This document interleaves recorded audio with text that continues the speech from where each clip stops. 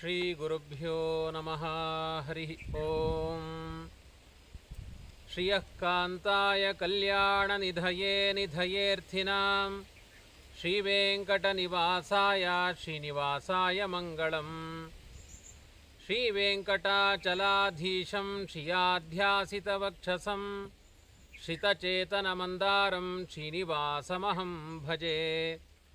ಆನಂದತೀರ್ಥವರದೆ ದಾನವಾರಣ್ಯ ಪಾವಕೆ ಜ್ಞಾನದಾಯಿನಿ ಸರ್ವೇಶೇ ಶ್ರೀನಿವಾಸೇಸ್ತು ಮೇ ಮನಃ. ತಪೋ ವಿದ್ಯಾ ವಿರಕ್ತ್ಯಾದಿ ಸದ್ಗುಣೌಘಾಕರಾನಹಂ ವಾದಿರಾಜಗುರೂನ್ ವಂದೇ ಹಯಗ್ರೀವಪದಾಶ್ರಯಾನ್. ಪೂಜ್ಯಾಯ ರಾಘವೇಂದ್ರಾಯ ಸತ್ಯಧರ್ಮರತಾಯ ಚ ಭಜತಾಂ ಕಲ್ಪವೃಕ್ಷಾಯ ನಮತಾಂ ಕಾಮಧೇನವೇ. ಅಸ್ಮದ್ಗುರುಸಮಾರಂಭಾಂ ಟೀಕಾಕೃತ್ಪಾದಮಧ್ಯಗಾಂ ಶ್ರೀಮದಾಚಾರ್ಯಪರ್ಯಂತಾಂ ವಂದೇ ಗುರುಪರಂಪರಾಂ.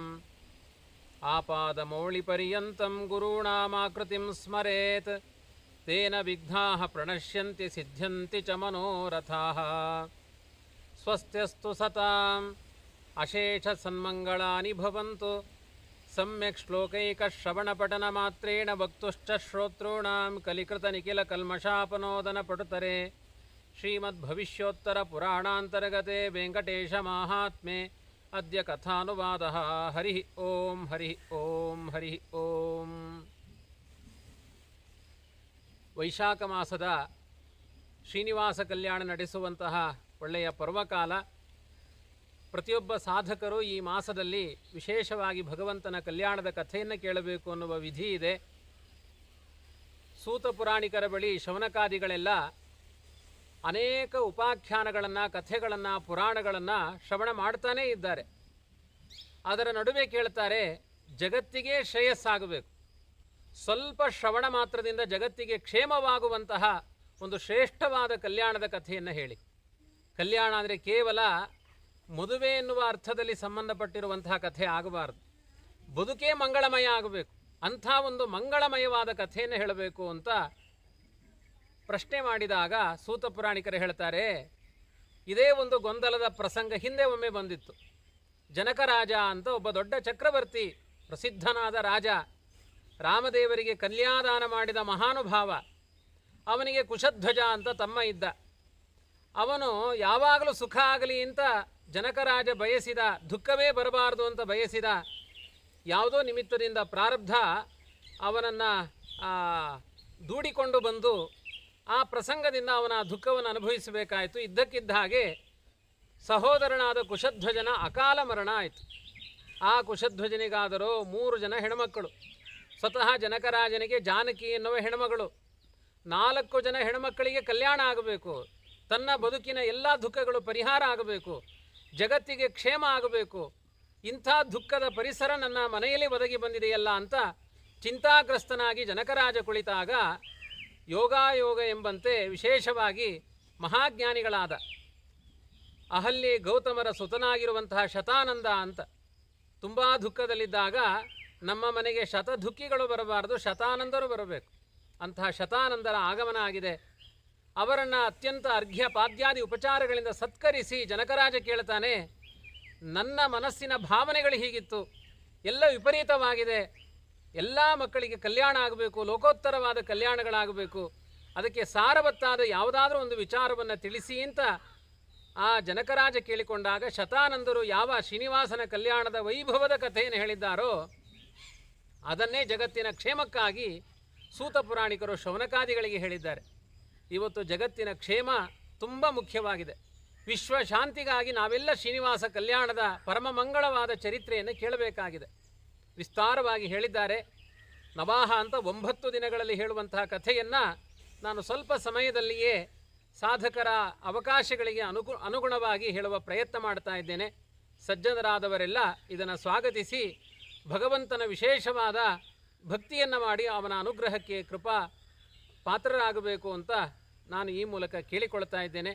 ವಿಶೇಷವಾಗಿ ಜನಕರಾಜನಿಗೆ ಶತಾನಂದರು ಆ ವೆಂಕಟರಮಣನ ಕಲ್ಯಾಣದ ಕಥೆಯನ್ನು ಹೇಳಬೇಕಾದ್ರೆ ಅವನು ವಾಸ ಮಾಡಿದ ಬೆಟ್ಟದ 4 ಯುಗಗಳಲ್ಲಿ ಬಂದಿರುವಂಥ ಹೆಸರುಗಳನ್ನು ಉಲ್ಲೇಖ ಮಾಡ್ತಾರೆ. ಮೊದಲನೇ ಅಧ್ಯಾಯ ಭವಿಷ್ಯೋತ್ತರ ಪುರಾಣದಲ್ಲಿ ವೃಷಭ ಅನ್ನುವ ಅಸುರ ಕೃತಯುಗದಲ್ಲಿ ಧರ್ಮಾತ್ಮನಾಗಿ ಭಗವಂತನಿಗೆ ತನ್ನ ತಲೆಯನ್ನೇ ಸಮರ್ಪಣೆ ಮಾಡಿಕೊಂಡ, ಕೊನೆಗೆ ಯುದ್ಧವನ್ನು ನೆಪ ಮಾಡಿಕೊಂಡು ದೇವರಿಂದ ಹತನಾಗಿ ಆ ಭಕ್ತಿಯಿಂದ ಆ ಪ್ರದೇಶದಲ್ಲೇ ಇರಬೇಕು ಅಂತ ಕೇಳಿಕೊಂಡದ್ದಕ್ಕೆ ಅದು ವೃಷಭಾಚಲ ಅಂತ ಪ್ರಸಿದ್ಧವಾಯಿತು.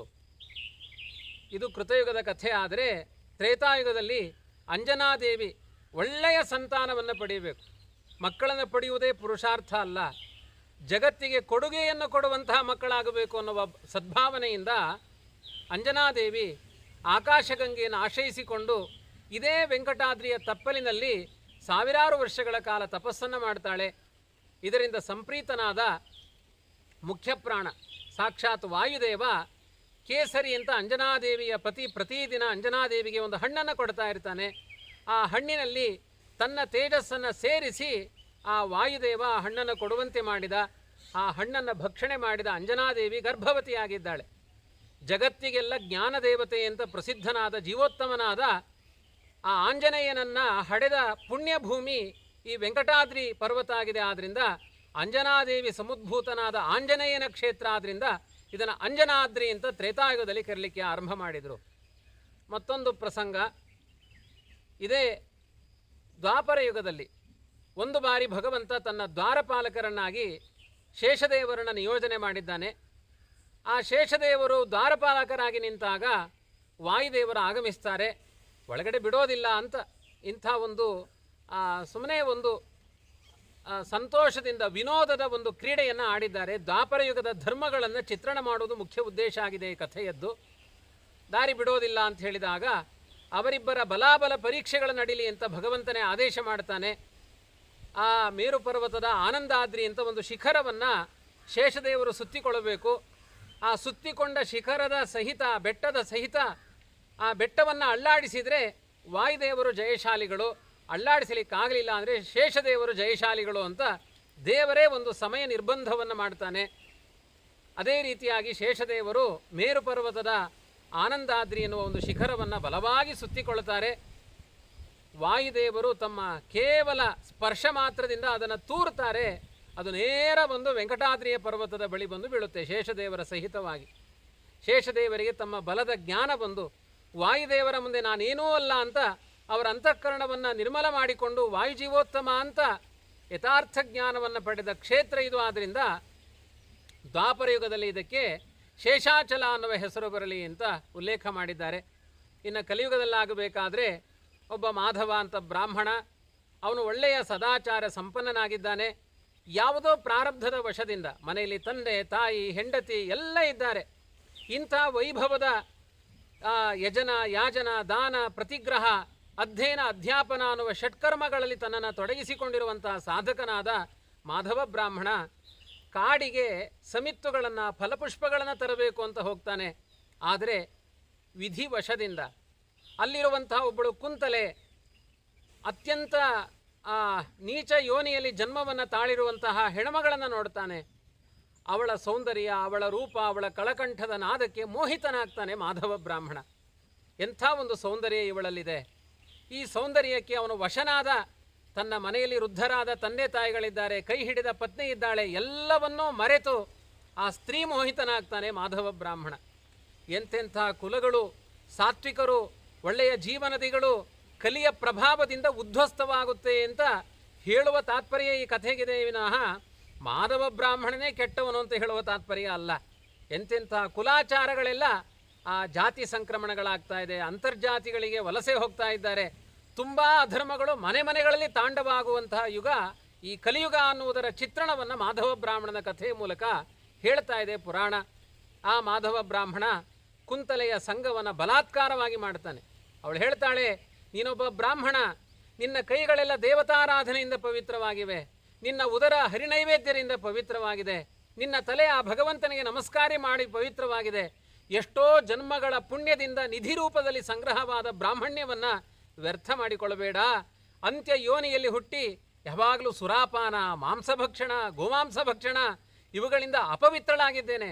ನನ್ನ ಮುಖ ನೋಡಿದರೆ ನಿನಗೆ 1000 ಬ್ರಹ್ಮಹತ್ಯೆ ಪಾಪಗಳು ಬರುತ್ತೆ, ದೂರ ಸರಿ ಅಂತ ಎಷ್ಟು ಹೇಳಿದರೂ ಕೂಡ ಆ ಬ್ರಹ್ಮದೇವರ ಸೃಷ್ಟಿಯೇ ಸರಿಯಿಲ್ಲ ಅಂತ ತಾನು ವಿಪರೀತ ಬುದ್ಧಿಯಿಂದ ಆ ಸ್ತ್ರೀ ಮೋಹದಿಂದ ಅನ್ಯಥಾ ಜ್ಞಾನಕ್ಕೆ ತುತ್ತಾಗಿ ಆ ಸ್ತ್ರೀ ಸಂಘವನ್ನು ಮಾಡ್ತಾನೆ. ಆ ಸಂದರ್ಭದಲ್ಲಿ ಕುಂತಲೆ ತ್ಯಜ ಯಜ್ಞೋಪವೀತಂ, ನಿನ್ನ ಯಜ್ಞೋಪವೀತವನ್ನು ತ್ಯಜಿಸು, ನಿನ್ನ ಜುಟ್ಟನ್ನು ಕಿತ್ತಿ ಹಾಕು, ಬ್ರಾಹ್ಮಣ್ಯಕ್ಕೆ ಬೆಲೆ ತುಂಬದೇ ಇರುವಂತಹ ಒಂದು ಮೂರ್ಖತನದಲ್ಲಿ ನಡೆದುಕೊಂಡಿದೆ ಅಂತ ಅವಳೇ ಆ ಬ್ರಾಹ್ಮಣ್ಯದ ಮಹಿಮೆಯನ್ನು ಅರ್ಥ ಮಾಡಿಕೊಂಡು ಶಿಕ್ಷೆಯನ್ನು ಕೊಡ್ತಾಳೆ. ಅವಳ ಸಂಘ ಮಾಡ್ತಾನೆ. ಎಷ್ಟೋ ದಿನ ಆದಮೇಲೆ ಈ ಮಾಧವ ಬ್ರಾಹ್ಮಣನಿಗೆ ಆ ಕುಂತಲೆಯ ವಿಯೋಗ ಆಗುತ್ತೆ. ತಾನು ಮಾಡಿದ ಅಪರಾಧಗಳು ಅನಂತ ಇದೆ ಅಂತ ಅರ್ಥವಾಗುತ್ತೆ. ಇಷ್ಟರಲ್ಲಿ ಕಾಲ ಅತೀತವಾಗಿದೆ. ತನ್ನ ಮನೆಯಲ್ಲಿರುವಂತಹ ತಂದೆ ತಾಯಿ ಅವರೆಲ್ಲರೂ ಕೂಡ ಪರಲೋಕಕ್ಕೆ ಹೋಗಿದ್ದಾರೆ. ಎಲ್ಲ ಪಿತೃಹತ್ಯೆ ಮಾತೃಹತ್ಯೆ ಮೊದಲಾದ ಪಾಪಗಳನ್ನು ತುಂಬಿಕೊಂಡಿದ್ದಾನೆ. ಸುರಾಪಾನ ಅನ್ನುವ ದೊಡ್ಡ ಪಾಪ ಮಹಾಪಾತಕಗಳನ್ನು ಮಾಡಿದ್ದಾನೆ. ಮಾಂಸಭಕ್ಷಣ ಮಾಡಿದ್ದಾನೆ. ಒಬ್ಬ ಬ್ರಾಹ್ಮಣನಾಗಿ ಹೇಳಲಾಗದೇ ಇರುವಷ್ಟು ಪಾಪಗಳನ್ನು ಮಾಡಿದ್ದಾನೆ. ಆದರೂ ನಾನು ಅಪರಾಧಿ ಎನ್ನುವ ಪ್ರಜ್ಞೆ ಮಾಧವ ಬ್ರಾಹ್ಮಣನ ಕೊನೆಯ ಕಾಲಕ್ಕೆ ಬಂದಿದೆ. ಯಾರೋ ಯಾತ್ರೆಗೆ ಹೋಗೋರು ವೆಂಕಟಾಚಲ ವೆಂಕಟರಮಣ ಗೋವಿಂದ ಗೋವಿಂದ ಅಂತ ಸಜ್ಜನರ ತಂಡ ಪಾದಯಾತ್ರೆಯ ಮೂಲಕ ವೆಂಕಟರಮಣನ ಸನ್ನಿಧಾನಕ್ಕೆ ಹೊರಡ್ತಾ ಇದೆ. ಅವರ ಹಿಂದೆ ತಾನೂ ಹೋಗ್ತಾನೆ. ಎಲ್ಲ ವೇದಾಂತಗಳನ್ನು ಅಧ್ಯಯನ ಮಾಡಿದ ವಿಪ್ರ ಸಮಸ್ತ ಕರ್ಮಗಳನ್ನು ತ್ಯಾಗ ಮಾಡಿ ಅತ್ಯಂತ ಹೀನನಾಗಿ ನಡೆದುಕೊಂಡಿದ್ದಾನೆ. ನನ್ನಂಥ ದುಷ್ಟನ ಸಂಘ ಸಜ್ಜನರಿಗಾದರೆ ಅಪರಾಧವಾಗುತ್ತೆ. ಆದರೆ ಆ ಸಜ್ಜನರ ನೆರಳು ನನಗೆ ಬೀಳಬೇಕು ಅನ್ನುವ ಅಂತಃಕರಣದಲ್ಲಿ ಪಶ್ಚಾತ್ತಾಪ ಆಗಿದೆ. ನೋಡಿ, ಹರಿಭಕ್ತಿಯಿಂದ ನಾವು ಪಶ್ಚಾತ್ತಾಪ ಪಟ್ಟಾಗ ತೊಳೆಯುವಷ್ಟು ಪಾಪಗಳು ಮತ್ತಿನ್ನೆಲ್ಲೂ ಯಾವುದರಿಂದಲೂ ತೊಳೆಯೋದಿಲ್ಲ. ಕೃತೆ ಪಾಪೇ ಅನುತಾಪೋ ವೈ ಯಸ್ಯ ಪುಂಸ ಪ್ರಜಾಯತೆ ಪ್ರಾಯಶ್ಚಿತ್ತಂತು ತಸ್ಯೋಕ್ತಂ ಹರಿಸಂಸ್ಮರಣಂ ಪರಂ. ನಾವು ಮಾಡಿದ ಪಾಪಗಳಿಗೆ ದೇವರೇ ಇನ್ನೊಮ್ಮೆ ನಾನು ಪಾಪ ಮಾಡೋದಿಲ್ಲ ಅಂತ ಹೇಳಿದರೆ ತಪ್ಪು ನೋಡದೆ ಬಂದೆಯ ಎನ್ನಯ್ಯ ತಂದೆ ಅಂತ ಪ್ರಸನ್ನ ವೆಂಕಟದಾಸರು ನಮ್ಮಲ್ಲಿ 1000 ಪಾಪಗಳಿರಲಿ, ಅನಂತ ಪಾಪಗಳಿರಲಿ, ಕ್ಷಣ ಮಾತ್ರದಿಂದ ಆ ಪಾಪಗಳನ್ನು ಭಸ್ಮ ಮಾಡುವ ಸಾಮರ್ಥ್ಯ ಆ ಪರಮಾತ್ಮನಿಗೆ ಇದೆ. ಆ ಸಜ್ಜನರ ಸಂಘವನ್ನು ಅನುಮೋದಿಸಿದ, ಅವರ ಹಿಂದೆ ಸಾಗಿದ, ಕಪಿಲ ತೀರ್ಥಕ್ಕೆ ಸಾಗಿದ್ರು. ಅವರೆಲ್ಲ ಅಲ್ಲಿ ಪಿಂಡ ಪ್ರದಾನವನ್ನು ಮಾಡಿದರು. ಇವನ ಬಳಿ ಯಾವ ಸಂಪತ್ತಿಲ್ಲ. ಅವನು ಕೂಡ ಒಂದು ಮಣ್ಣಿನಲ್ಲೇ ಪಿಂಡಗಳನ್ನು ರಚನೆ ಮಾಡಿ ಅಲ್ಲಿಯ ತಿಲೋದಕ ಅಂತ ಹೇಳಿ ಅಲ್ಲೇ ನೀರಿನ ತರ್ಪಣಗಳನ್ನು ಕೊಟ್ಟ. ಪಿತೃಗಳಿಗೆ ಸದ್ಗತಿ ಆಯ್ತಂತೆ. ನಮ್ಮ ಕೈಯಲ್ಲಿ ಯಾವ ಪದಾರ್ಥಗಳಿದೆ ಶ್ರದ್ಧೆಯಿಂದ ಮಾಡಿದಾಗ ಪಿತೃಗಳಿಗೆ ಸಂತೃಪ್ತಿಯಾಗುತ್ತೆ. ಅದಾದ ಮೇಲೆ ಪರ್ವತಾರೋಹಣ ನಡೀಬೇಕು. ಆ ಬೆಟ್ಟವನ್ನು ಮುಟ್ಟಿ ಎಲ್ಲರೂ ನಮಸ್ಕಾರ ಮಾಡಿ ಆರಾಧನೆ ಮಾಡಿ ಶಾಲಗ್ರಾಮ ಬೆಟ್ಟ ಅದು. ಎಂಥ ಮಹಾನುಭಾವರು ವ್ಯಾಸರಾಜರು ವಾದಿರಾಜರಂಥ ಯೋಗಿಗಳಿಗೆ ಸಮಗ್ರ ಬೆಟ್ಟವೇ ಶಾಲಗ್ರಾಮ ರೂಪದಲ್ಲಿ ಕಂಡಿತಂತೆ. ಅವರು ಅಂಬೆಗಾಲಿಟ್ಟುಕೊಂಡು ಹೋಗಿದ್ದಾರೆ ಎನ್ನುವ ಐತಿಹ್ಯಗಳನ್ನೆಲ್ಲ ನಾವು ನೋಡಿದ್ದೇವೆ.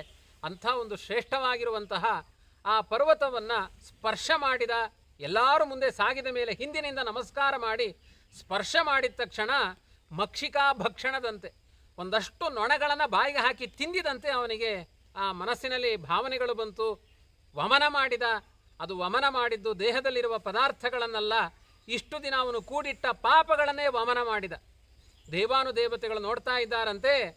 ಅದರ ವಾಸನೆ, ಅವನ ವಮನದ ವಾಸನೆ, ಅರ್ಥಾತ್ ಆ ಪಾಪಗಳ ಭಯಂಕರ ದುರ್ಗಂಧ ದೇವಲೋಕವನ್ನು ಮುಟ್ಟಿತಂತೆ. ದೇವತೆಗಳೆಲ್ಲ ಆಶ್ಚರ್ಯಚಕಿತರಾಗಿ ಬಂದು ನೋಡ್ತಾರೆ, ಇದು ಎಲ್ಲಿನ ದುರ್ಗಂಧ? ದೇವಲೋಕದಲ್ಲಿ ಇಂಥ ದುರ್ಗಂಧ ಇಲ್ಲ. ನೋಡ್ತಾರೆ, ಮಾಧವ ಬ್ರಾಹ್ಮಣ ವೆಂಕಟಾಚಲ ಪರ್ವತವನ್ನು ಮುಟ್ಟಿದ ಮಾತ್ರದಿಂದ ಕೋಟಿ ಕೋಟಿ ಬ್ರಹ್ಮಹತ್ಯಾದಿ ಪಾಪಗಳೆಲ್ಲ ಧೂಳಿಪಟವಾಗಿದೆ. ಇಂಥ ಒಂದು ಸಾಮರ್ಥ್ಯ ಈ ಪರ್ವತಕ್ಕಿದೆ ಅಂತ ಆಶ್ಚರ್ಯಚಕಿತರಾಗಿ ಅವರು ಹೇಳ್ತಾರೆ, ವೇಂ ಪಾಪಂ ಕಟತೆ ಯಸ್ಮಾತ್. ವೇಂ ಕಟ ಅಂದ್ರೇನು? ವೇಂ ಅಂದರೆ ಪಾಪ ಅಂತ ಅರ್ಥ. ಕಟ ಅಂದರೆ ನಾಶ ಮಾಡುತ್ತೆ. ಅನಂತ ಜನ್ಮಗಳ ಪಾಪ, ಕೂಡಿಟ್ಟ ಪಾಪಗಳ ಗಂಟನ್ನು ನಾಶ ಮಾಡುವಂತಹ ಶ್ರೇಷ್ಠವಾದ ಗಿರಿ ಕಲಿಯುಗದಲ್ಲಿ ವೆಂಕಟಾದ್ರಿ ಅಂತ ಆ ದೇವಾನುದೇವತೆಗಳು ಇದು ಕಲಿಯುಗದಲ್ಲಿ ವೆಂಕಟಾಚಲ ಪರ್ವತ ಅಂತ ಪ್ರಸಿದ್ಧವಾಗಲಿ, ಮಾಧವ ಬ್ರಾಹ್ಮಣನ ಸಾವಿರಾರು ಪಾಪಗಳನ್ನು ಪರಿಹಾರ ಮಾಡಿದ ಈ ಪರ್ವತ ಈ ನಾಮದಿಂದ ಪ್ರಸಿದ್ಧವಾಗಲಿ ಅಂತ ಅವರೆಲ್ಲ ಘೋಷಣೆ ಮಾಡ್ತಾರೆ. ವೆಂಕಟಾಚಲ ಅನ್ನುವ ನಾಮದಿಂದ ವಿಖ್ಯಾತವಾಗಿದೆ. ಹೀಗೆ ಕೃತಯುಗದಲ್ಲಿ ಋಷಭಾಚಲ, ತ್ರೇತಾಯುಗದಲ್ಲಿ ಅಂಜನಾಚಲ, ದ್ವಾಪರ ಯುಗದಲ್ಲಿ ಶೇಷಾಚಲ, ಕಲಿಯುಗದಲ್ಲಿ ವೆಂಕಟಾಚಲ ಅಂತ ಪ್ರಸಿದ್ಧವಾದ ಬೆಟ್ಟ. ಆ ಬೆಟ್ಟದಲ್ಲಿ ಜಗದೊಡೆಯನಾದ ಪರಮಾತ್ಮ ವಾಸ ಮಾಡಿಕೊಂಡಿದ್ದಾನೆ. ಮಧ್ಯದಲ್ಲಿ ಪ್ರಶ್ನೆ ಕೇಳ್ತಾರೆ ಸೂತ ಪುರಾಣಿಕರು ಶೌನಕಾದಿಗಳ ಬಳಿ, ವೆಂಕಟರಮಣ ಆ ವೈಕುಂಠ ಲೋಕವನ್ನು ಬಿಟ್ಟು ಇಲ್ಲಿಗೆ ಯಾಕೆ ಬಂದ? ಮಾಯಾವಿ ಪರಮಾನಂದಂ ತ್ಯಕ್ವಾ ವೈಕುಂಠಮುತ್ತಮಂ ಸ್ವಾಮಿ ಪುಷ್ಕರಣಿ ತೀರೆ ರಮಯ ಸಹಮೋದತೆ. ಆ ಲಕ್ಷ್ಮೀದೇವಿಯ ಜೊತೆಗೆ ಈ ಒಂದು ಪಾಂಚಭೌತಿಕವಾದ ಈ ಪ್ರಕೃತಿಯ ನಡುವೆ ಬದುಕುವಂತಹ ಒಂದು ಸ್ಥಿತಿ ಆ ದೇವರಿಗೆ ಯಾಕೆ ಬಂತು? ದೇವರಿಗೆ ಯಾವ ಅಧಮ ಸ್ಥಿತಿ ಅನ್ನೋದಿಲ್ಲ. ಎಲ್ಲ ಭಕ್ತಾನುಕಂಪಿತ್ವ ಅನ್ನುವ ಗುಣ ಅವನಲ್ಲಿ ಇದೆ. ಅದಕ್ಕೊಂದು ಪೂರ್ವ ಇತಿಹಾಸವನ್ನು ಹೇಳ್ತಾರೆ. ಒಂದು ಬಾರಿ ಸಮಸ್ತ ದೇವಾನುದೇವತೆಗಳು ಜಾಹ್ನವಿ ತೀರದಲ್ಲಿ ದೊಡ್ಡ ಒಂದು ಸತ್ರಯಾಗವನ್ನು ಮಾಡಬೇಕು ಅಂತ ಕುಳಿತುಕೊಂಡಿದ್ದಾರೆ. ಆ ಪ್ರಸಂಗದಲ್ಲಿ ನಾರದರು ಪ್ರವೇಶ ಮಾಡ್ತಾರೆ. ಕೋ ಭುಂಕ್ತೆ ಯಜ್ಞ ಸುಫಲಂ, ನೀವೆಲ್ಲ ಇಷ್ಟು ದೊಡ್ಡ ಯಾಗ ಮಾಡ್ತಾ ಇದ್ದೀರಲ್ಲ, ನಿಮ್ಮ ಯಜ್ಞದ ಈ ಫಲಗಳನ್ನು ಯಾರು ಸ್ವೀಕಾರ ಮಾಡ್ತಾರೆ? ಎಲ್ಲವನ್ನು ಹರಿಗೆ ಸಮರ್ಪಣೆ ಮಾಡ್ತಿರೋ, ಹರಣಿಗೆ ಸಮರ್ಪಣೆ ಮಾಡ್ತಿರೋ, ಅಥವಾ ಹರೋಹರ ಅಂತ ಹಿರಣ್ಯ ಗರ್ಭನಿಗೆ ಸಮರ್ಪಣೆ ಮಾಡ್ತಿರೋ? ಯಾರಿಗೆ ಸಮರ್ಪಣೆ ಮಾಡ್ತೀರಿ? ನಿಮ್ಮ ಕ್ರಿಯೆಗಳು, ನಿಮ್ಮ ಅನುಸಂಧಾನಗಳು, ನೀವು ಸಮರ್ಪಣೆ ಮಾಡುವ ದ್ರವ್ಯಗಳು ಯಾರಿಗೆ ಸಮರ್ಪಣೆ ಮಾಡಬೇಕು ಅನ್ನೋದು ಎಚ್ಚರ ಇಲ್ಲದೆ ಮಾಡಿದರೆ ಕರ್ಮಗಳೆಲ್ಲ ನಿಷ್ಫಲವಾಗುತ್ತೆ. ವಿಷ್ಣು ಅನರ್ಪಿತ ಕರ್ಮಾಣಿ ಭಸ್ಮನಿ ನ್ಯಸ್ತ ಹವ್ಯವತ್, ವಿಷ್ಣುರ್ಪಿತ ಕರ್ಮಾಣಿ ಸಫಲಾನಿ ಭವಂತಿ. ದೇವರಿಗೆ ಅರ್ಪಣೆ ಮಾಡಿದ ಕರ್ಮಗಳು ಸಫಲವಾಗುತ್ತೆ. ದೇವರಿಗಲ್ಲದೆ ಇತರ ವ್ಯಕ್ತಿಗಳ ಆರಾಧನೆಗಳನ್ನು ಮಾಡಿದರೆ ಅದೆಲ್ಲವೂ ಕೂಡ ಭಸ್ಮದಲ್ಲಿ ತುಪ್ಪ ಹಾಕಿದ ಹಾಗೆ ಅಂತ ಶಾಸ್ತ್ರಗಳ ವಚನಗಳಿದೆ. ಇದರ ಆಧಾರದಲ್ಲಿ ನಾರದರು ಪ್ರಶ್ನೆ ಮಾಡಿದಾಗ ಎಲ್ಲ ಋಷಿಮುನಿಗಳು ತುಂಬ ದೊಡ್ಡ ಜ್ಞಾನಿಗಳು, ಅವರಲ್ಲಿ ಒಬ್ಬ ಮಹರ್ಷಿಣ ಭೃಗುರಹಂ ಅಂತ ಕೃಷ್ಣ ಗೀತೆಯಲ್ಲಿ ಹೇಳಿದ್ದಾನೆ. ಎಲ್ಲ ಮಹರ್ಷಿಗಳಲ್ಲಿ ವಿಭೂತಿ ರೂಪದಿಂದ ಮೆರಿತಾ ಇರುವಂತಹ ಒಂದು ರೂಪ ಭಗವಂತನದ್ದು ಭೃಗು ಅನ್ನುವ ರೂಪ. ಅಂತಹ ಭೃಗು ಋಷಿಗಳು ಅವರು ವೈಕುಂಠ ಲೋಕಕ್ಕೆ ತೆರಳಿಕ್ಕೆ ಅನುವಾಗ್ತಾರೆ. ನಾನು ನಿರ್ಣಯ ಮಾಡಿ ಬರ್ತೇನೆ, 3 ಲೋಕಗಳಿಗೂ ಹೋಗ್ತೇನೆ. ರುದ್ರದೇವರ ಲೋಕಕ್ಕೆ ಹೋದರು. ರುದ್ರದೇವರು ಆ ಭೃಗು ಋಷಿಗಳನ್ನು ಸ್ವಾಗತಿಸಲಿಲ್ಲ, ಕಥೆ ನಿಮಗೆ ಗೊತ್ತಿದೆ. ಆ ಸಂದರ್ಭದಲ್ಲಿ ಹೊಡಿಲಿಕ್ಕೆ ಅಂತಲೇ ಬಂದರು. ಅವರಿಗೆ ಶಾಪ ಕೊಟ್ಟ, ನೀನು ಬಹಳ ಅಪಚಾರ ಮಾಡಿದೆ, ಒಬ್ಬ ಬ್ರಾಹ್ಮಣ, ನಿನ್ನ ಸಹೋದರ ಸ್ವಾಗತ ಮಾಡುವ ಪದ್ಧತಿ ಗೊತ್ತಿಲ್ಲ, ಆದ್ದರಿಂದ ನೀನು ಲಿಂಗಕ್ಕೆ ಆರಾಧನೆ ಆಗಲಿ ಅಂತ ಶಾಪವನ್ನು ಕೊಟ್ಟು ಬ್ರಹ್ಮದೇವರ ಲೋಕಕ್ಕೆ ಹೋಗ್ತಾರೆ. ಬ್ರಹ್ಮದೇವರು ಕೂಡ ಮೌನವಾಗಿ ಕಣ್ಣುಮುಚ್ಚಿ ಧ್ಯಾನ ಮಾಡ್ತಾ ಇದ್ದಾರೆ. ಒಬ್ಬ ಮಗ ಬಂದಾಗ ಕಣ್ಣು ತೆಗೆದು ನೋಡಲಿಲ್ಲ, ಆದ್ದರಿಂದ ಇವನೂ ಜಗತ್ತಿನ ತಂದೆಯಲ್ಲ ಅಂತ, ನಿನಗೂ ಭೂಲೋಕದಲ್ಲಿ ಪೂಜೆ ಆಗುವುದು ಬೇಡ ಅಂತ ಶಪಿಸಿ ನೇರ ತಥೋ ವೈಕುಂಠ ಮಗಮತ್ ಭಾಸ್ವರಂ ತಮಸಪ್ಪರಂ ಯತ್ರ ನಾರಾಯಣ ಸಾಕ್ಷಾತ್, ಎಲ್ಲಿ ಸರ್ವೋತ್ತಮನಾದ ಭಗವಂತ ಇದ್ದಾನೆ, ನ್ಯಾಸಿನಾಂ ಪರಮಾಗತಿ, ಎಂಥ ಸನ್ಯಾಸಿಗಳಿಗೆ ಸನಕಾದಿಗಳಿಗೆ ಅವರಿಗೆ ಎಲ್ಲರಿಗೂ ಕೂಡ ಗತಿಯಾಗಿರುವಂತಹ ಸರ್ವೋತ್ತಮನಾದ ಭಗವಂತ ಇದ್ದಾನೆ. ಅಲ್ಲಿಗೆ ತೆರಳಿದ್ದಾರೆ. ಅಮುಕ್ತ ಲೋಕಕ್ಕೆ ಹೋಗಿದ್ದಾರೆ. ಅಲ್ಲಿ ಭಗವಂತ ವಿಶೇಷವಾಗಿ ಲಕ್ಷ್ಮಿಯಿಂದ ಜೊತೆಗೆ ಆಲಿಂಗಿತನಾಗಿ ಮಲಗಿದ್ದಾನೆ. ಸಿಟ್ಟು ತಡಲಿಕ್ಕಾಗಲಿಲ್ಲಂತೆ ಭೃಗು ಋಷಿಗಳಿಗೆ. ಅಲ್ಲ, ಎಲ್ಲ ಲೋಕಪಾಲಕರು ತಮ್ಮ ಪತ್ನಿಯರ ಜೊತೆಗೆ ಕುಳಿತರೆ ಜಗತ್ತನ್ನು ನಿಯಮನ ಮಾಡುವವರು ಯಾರು? ಅದಕ್ಕೆ ನೇರ ತನ್ನ ಪಾದ ಆಘಾತದಿಂದ ವಕ್ಷಸಿ ಅತಾಡೆಯತ್ ವಕ್ಷಸ್ಥಳದಲ್ಲಿ ಭೃಗು ಋಷಿಗಳು ಭಗವಂತನಿಗೆ ಒದ್ದಿದ್ದಾರೆ. ಇದೇ ಪ್ರಸಂಗವನ್ನು ನೆನೆದು ಭಗವಂತ, ಅಯ್ಯೋ ಏನಾಯಿತು, ಅತ್ಯಂತ ದೃಢತರವಾದ ನನ್ನ ಎದೆಗೆ ಭೃಗು ಋಷಿಗಳು ಒದ್ದಿದ್ದಾರೆ ಅಂದರೆ ಅವರ ಕಾಲಿಗೆ ಎಷ್ಟು ನೋವಾಗಿರಲಿಕ್ಕಿಲ್ಲ ಅಂತ ಭಗವಂತ ಲಕ್ಷ್ಮಿಗೆ ಹೇಳ್ತಾನೆ. ಭೂಲೋಕದಿಂದ ಮಡಿ ಮಡಿ ಆಚಾರ ಬಂದಿದ್ದಾರೆ ಭೃಗು ಋಷಿಗಳು, ಅವರನ್ನು ಸ್ವಾಗತ ಮಾಡೋದನ್ನು ನಾವು ಮೈ ಮರೆತು ಬಿಟ್ಟು ನೋಡಲಿಲ್ಲ, ನಾವು ಸಿಟ್ಟು ಮಾಡ್ಕೊಂಡಿದ್ದಾರೆ. ಅದೆಲ್ಲ ಆ ವಿಷಯ ಬದಿಗಿಡು, ಬೇಗ ಬಿಸಿ ನೀರು ತಾ, ಪಾದ ಪೂಜೆ ಮಾಡೋಣ, ಆರಾಧನೆ ಮಾಡೋಣ, ಆಚಾರ್ಯರ ಪೂಜೆ ಮಾಡೋಣ ಅಂತ ಬಗೆ ಬಗೆಯಾದ ಉಪಚಾರಗಳನ್ನು ಒದ್ದವರ ಮೈಯೆಲ್ಲ ಅವರು ಸಣ್ಣ ಮಾಡಿಕೊಂಡಿದ್ದಾರೆ. ದೇವರಿಗೆ ನಾನು ಎಂಥ ನ್ಯಾಯ ಮಾಡಿದೆ? ಆ ಸಂದರ್ಭದಲ್ಲಿ ಭೃಗು ಋಷಿಗಳು ಯೋಚನೆ ಮಾಡ್ತಾರೆ, ನಾನು ಬ್ರಹ್ಮದೇವರ ಮನೆಗೆ ಹೋಗಿ ಎಷ್ಟೊತ್ತಾದರೂ ಅವ್ರ ಕಣ್ಣು ತೆಗೆದು ನೋಡಲಿಲ್ಲ. ರುದ್ರದೇವರ ಮನೆಗೆ ಹೋಗೋದೇ ತಡ, ತ್ರಿಶೂಲ ಹಿಡ್ಕೊಂಡು ಬಂದರು. ಈ ದೇವರ ಎದೆಗೆ ಹೋದ್ರೂ ನೋವಾಯ್ತಾ ಅಂತ ಕೇಳ್ತಾನಲ್ಲ, ಇವನೇ ಜಗತ್ತಿನ ಸ್ವಾಮಿ. ವ್ಯಾಸರಾಜರು ಹೇಳ್ತಾರೆ, ಮೆಚ್ಚಿದೆನೋ ಕೃಷ್ಣ ಅಚ್ಚ ಕರುಣಿಯೆಂದು ಕೆಚ್ಚಂಗೆದೆನೆಯನೊದ್ದಂಗೆ ಮುಕುತಿಯನಿತ್ತೆ, ಕೆಚ್ಚಂಗೆದೆಯನೊದ್ದಂಗೆ ಮುಕುತಿಯನಿತ್ತೆ. ಆ ನಿನ್ನ ಈ ವಜ್ರಕ್ಕಿಂತ ದೃಢತರವಾದ ಎದೆಗೆ ಒದ್ರು ಮೋಕ್ಷ ಕೊಟ್ಟಿದೆಯಲ್ಲ, ಒದ್ದವರಿಗೆ ಮೋಕ್ಷ ಕೊಟ್ಟಿದೆಯಲ್ಲ ದೇವರೇ, ನಿನ್ನಂಥ ಕರುಣಾಸಂಪನ್ನರು ಧರೆಯಲ್ಲಿ ಯಾರೂ ಇಲ್ಲ. ಇದನ್ನೇ ಜಗನ್ನಾಥದಾಸರು ಹೇಳ್ತಾರೆ, ಪಾಪಕರ್ಮವ ಸಹಿಸುವರೆ ಲಕ್ಷ್ಮೀಪತಿಗೆ ಸಮರಾದ ದಿವಿಜರ ಈ ಪಯೋಜ ಭವಾಂಡದೊಳಗಾವಲ್ಲಿನ ಕಾಣೆ, ಗೋಪ ಗುರುವಿನ ಮಡದಿ ಭೃಗು ನಗಚಾಪ ಮೊದಲಾದವರು ಮಾಡಿದ ಮಹಾಪರಾಧಗಳ ಎಣಿಸಿದನೇ ಕರುಣಾಸಮುದ್ರ ಹರಿ. ಆ ಭಗವಂತ ಎಂತೆಂಥ ಅಪರಾಧಗಳನ್ನು ಮನ್ನಿಸಿದ್ದಾನೆ. ಆದ್ದರಿಂದ ನಿಜವಾದ ತಂದೆ ಅಂದರೆ ಯಾರು? ಭೂಲೋಕದಲ್ಲಿ ಅವನ ಭಕ್ತರಾಗಿ ಮಾಡಿದ ಅಪರಾಧಗಳನ್ನು ಯಾರು ಕ್ಷಮಿಸ್ತಾನೋ ಅವನೇ ನಿಜವಾದ ತಂದೆ ಎನ್ನುವ ನಿರ್ಣಯಕ್ಕೆ ಭೃಗು ಋಷಿಗಳು ಬಂದು ಆ ಸತ್ರಯಾಗದಲ್ಲಿ ಹೇಳ್ತಾರೆ, ಹರಿಸ್ಸರ್ವೋತ್ತಮ ಸಾಕ್ಷಾತ್ ರಮಾಚ ತದನಂತರಂ. ತಾರತಮ್ಯದ ಪಾಠ ಮಾಡ್ತಾರೆ. ಸರ್ವೋತ್ತಮ ಭಗವಂತ, ಆಮೇಲೆ ಲಕ್ಷ್ಮೀದೇವಿ, ಆಮೇಲೆ ಜೀವೋತ್ತಮರಾದ ಮುಖ್ಯ ಪ್ರಾಣದೇವರು, ಆಮೇಲೆ ರುದ್ರಾದಿ ದೇವತೆಗಳು. ಹೀಗೆ ಯಾರು ತಾರತಮ್ಯ ಜ್ಞಾನದಿಂದ, ಇದನ್ನೇ ಮಧ್ವಾಚಾರ್ಯ ಹೇಳಿದ್ದು, ತಾರತಮ್ಯಂ ತಥೋ ಜ್ಞೇಯಂ ಸರ್ವೋಚ್ಚತ್ವಂ ಹರೇಸ್ತತ ಏತದ್ವಿನಾ ನ ಕಸ್ಯಾಪಿ ವಿಮುಕ್ತಿ ಸ್ಯಾತ್ ಕಥಂಚನ. ತರತಮಪೂರ್ವಕವಾಗಿ ತಾರತಮ್ಯದಿಂದ ತಿಳಿಯೋ ಜ್ಞಾನವ ಬಿಡಬೇಡಿ, ಬಿಟ್ಟು ಕೆಡಬೇಡಿ. ಹರಿದಾಸರು ಹೇಳಿದ್ದಾರೆ, ಇದೇ ನಿಜವಾದ ಜ್ಞಾನ. ಇಂಥ ಜ್ಞಾನದಿಂದ ನಮ್ಮ ಬದುಕು ಸಾರ್ಥಕ ಆಗಬೇಕು ಅಂತ ಅವರೆಲ್ಲ ಆರಾಧನೆ ಮಾಡಿದರು. ಅವರ ಯಜ್ಞ ಸಫಲವಾಯಿತು. ಆದರೆ ಭೃಗು ಋಷಿಗಳಿಂದ ಭಗವಂತ ಒದ್ದಿಸಿಕೊಂಡ ಮೇಲೆ ಲಕ್ಷ್ಮೀದೇವಿ ಹೇಳ್ತಾಳೆ, ಯಾರ್ಯಾರೋ ಆಚಾರೋ ಮನೆಗೆ ಬರ್ತಾರೆ, ಒದಿತಾರೆ, ನಾನು ಆಲಿಂಗನ ಮಾಡಿಕೊಳ್ಳುವ ಜಾಗಕ್ಕೆ ಒದಿಲಿಕ್ಕೆ ಆ ಭೃಗು ಋಷಿಗಳು ಯಾರು? ಆದ್ದರಿಂದ ನಾನಿಲ್ಲಿರೋದಿಲ್ಲ ನಿಮ್ಮ ಜೊತೆಗೆ ದಾಂಪತ್ಯ ಜೀವನದಲ್ಲಿ ಅಂತ ಸಿಟ್ಟು ಮಾಡಿಕೊಂಡು ಅವಳು ಕೊಲ್ಲಾಪುರ ಕ್ಷೇತ್ರಕ್ಕೆ ಬರ್ತಾಳೆ ಅಂತ ಕಥೆ ಇದೆ. ಈ ಕಥೆಯ ಅಭಿಪ್ರಾಯ ಹೀಗಲ್ಲ. ಒಬ್ಬ ಭೃಗು ಋಷಿಗೆ ಅನುಗ್ರಹ ಮಾಡಿದರೆ ಸಾಕಾಗೋದಿಲ್ಲ. ಈ ಥರ ಅಪಚಾರ ಮಾಡುವ ಕೋಟಿ ಕೋಟಿ ವಿಷ್ಣು ಭಕ್ತರಿದ್ದಾರೆ, ಅವರನ್ನೆಲ್ಲ ಅನುಗ್ರಹ ಮಾಡಲಿಕ್ಕೆ ಭೂಲೋಕಕ್ಕೆ ಹೋಗೋಣ ಅಂತ ಭಗವಂತನ ಸಂಕಲ್ಪವನ್ನು ಅರ್ಥ ಮಾಡಿಕೊಂಡು ಲಕ್ಷ್ಮೀದೇವಿ ಭೂಮಿಗೆ ಬಂದಿದ್ದಾಳೆ. ಯಾವಾಗ ಹೆಂಡತಿ ಮನೆಯಲ್ಲಿಲ್ಲ ಅದು ಸುಖವಾದ ತಾಣ ಆಗಲಿಲ್ಲ ಅಂತ ಭಗವಂತನೂ ಕೂಡ ತಾನು ಬೆಟ್ಟಕ್ಕೆ ಬಂದಿದ್ದಾನೆ. ಅವನೇ ಕೊಲ್ಲಾಪುರಕ್ಕೆ ಹೋಗಲಿಲ್ಲ, ಅವಳು ಹೋಗಿದ್ದು ಕೊಲ್ಲಾಪುರಕ್ಕೆ, ದೇವರು ಬಂದಿದ್ದು ಬೆಟ್ಟಕ್ಕೆ. ಅದಕ್ಕೆ ವಾದಿರಾಜರು ತಮಾಷೆ ಮಾಡ್ತಾರೆ, ಬಾಲ್ಕಾನಿ ಮೇಲೆ ಕೂತ್ಕೊಂಡು ಪಿಕ್ಚರ್ ನೋಡಿದರೆ ಚೆನ್ನಾಗಿ ಕಾಣುತ್ತೆ ಅಂತ. ಇದು ನಮ್ಮ ಶಬ್ದ, ವಾದಿರಾಜರು ಹೇಳಿದ್ದ ಹಾಗಲ್ಲ.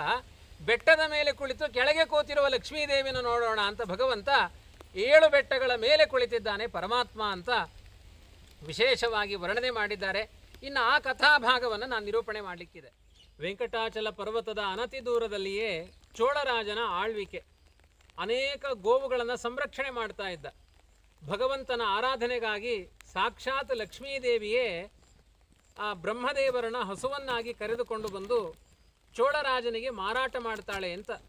ಇದೆಲ್ಲ ಲೋಕರೂಢಿಯನ್ನು ಅನುಸರಿಸಿದ್ದಾರೆ ಅಂತ ಇಷ್ಟೇ ಅರ್ಥ ಚಿಂತನೆ ಮಾಡಬೇಕು.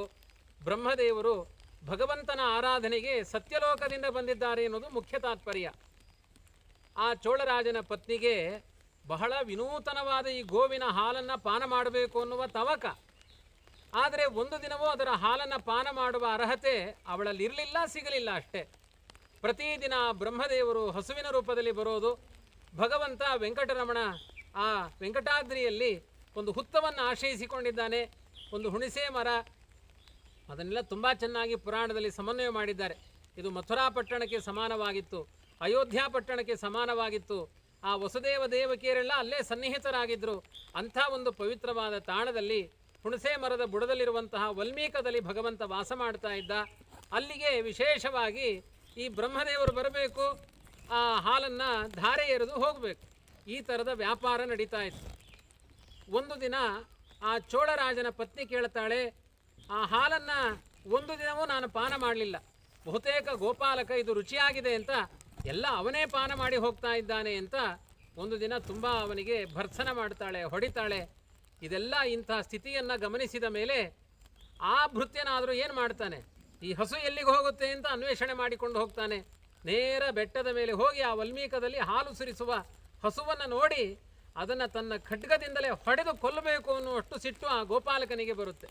ದೇವರು ಯೋಚನೆ ಮಾಡ್ತಾನೆ, ಸಾಮಾನ್ಯ ಸಾಧಕ ಒಂದು ತುಳಸಿ ದಳವನ್ನು ಶಾಲಗ್ರಾಮದ ಮೇಲಿಟ್ಟು ಆರಾಧನೆ ಮಾಡಿದರೆ ಅವನನ್ನು ರಕ್ಷಣೆ ಮಾಡ್ತೇನೆ ಅಂತ ಪ್ರತಿಜ್ಞೆ ಮಾಡಿದ ಪುರುಷೋತ್ತಮ ನಾನು.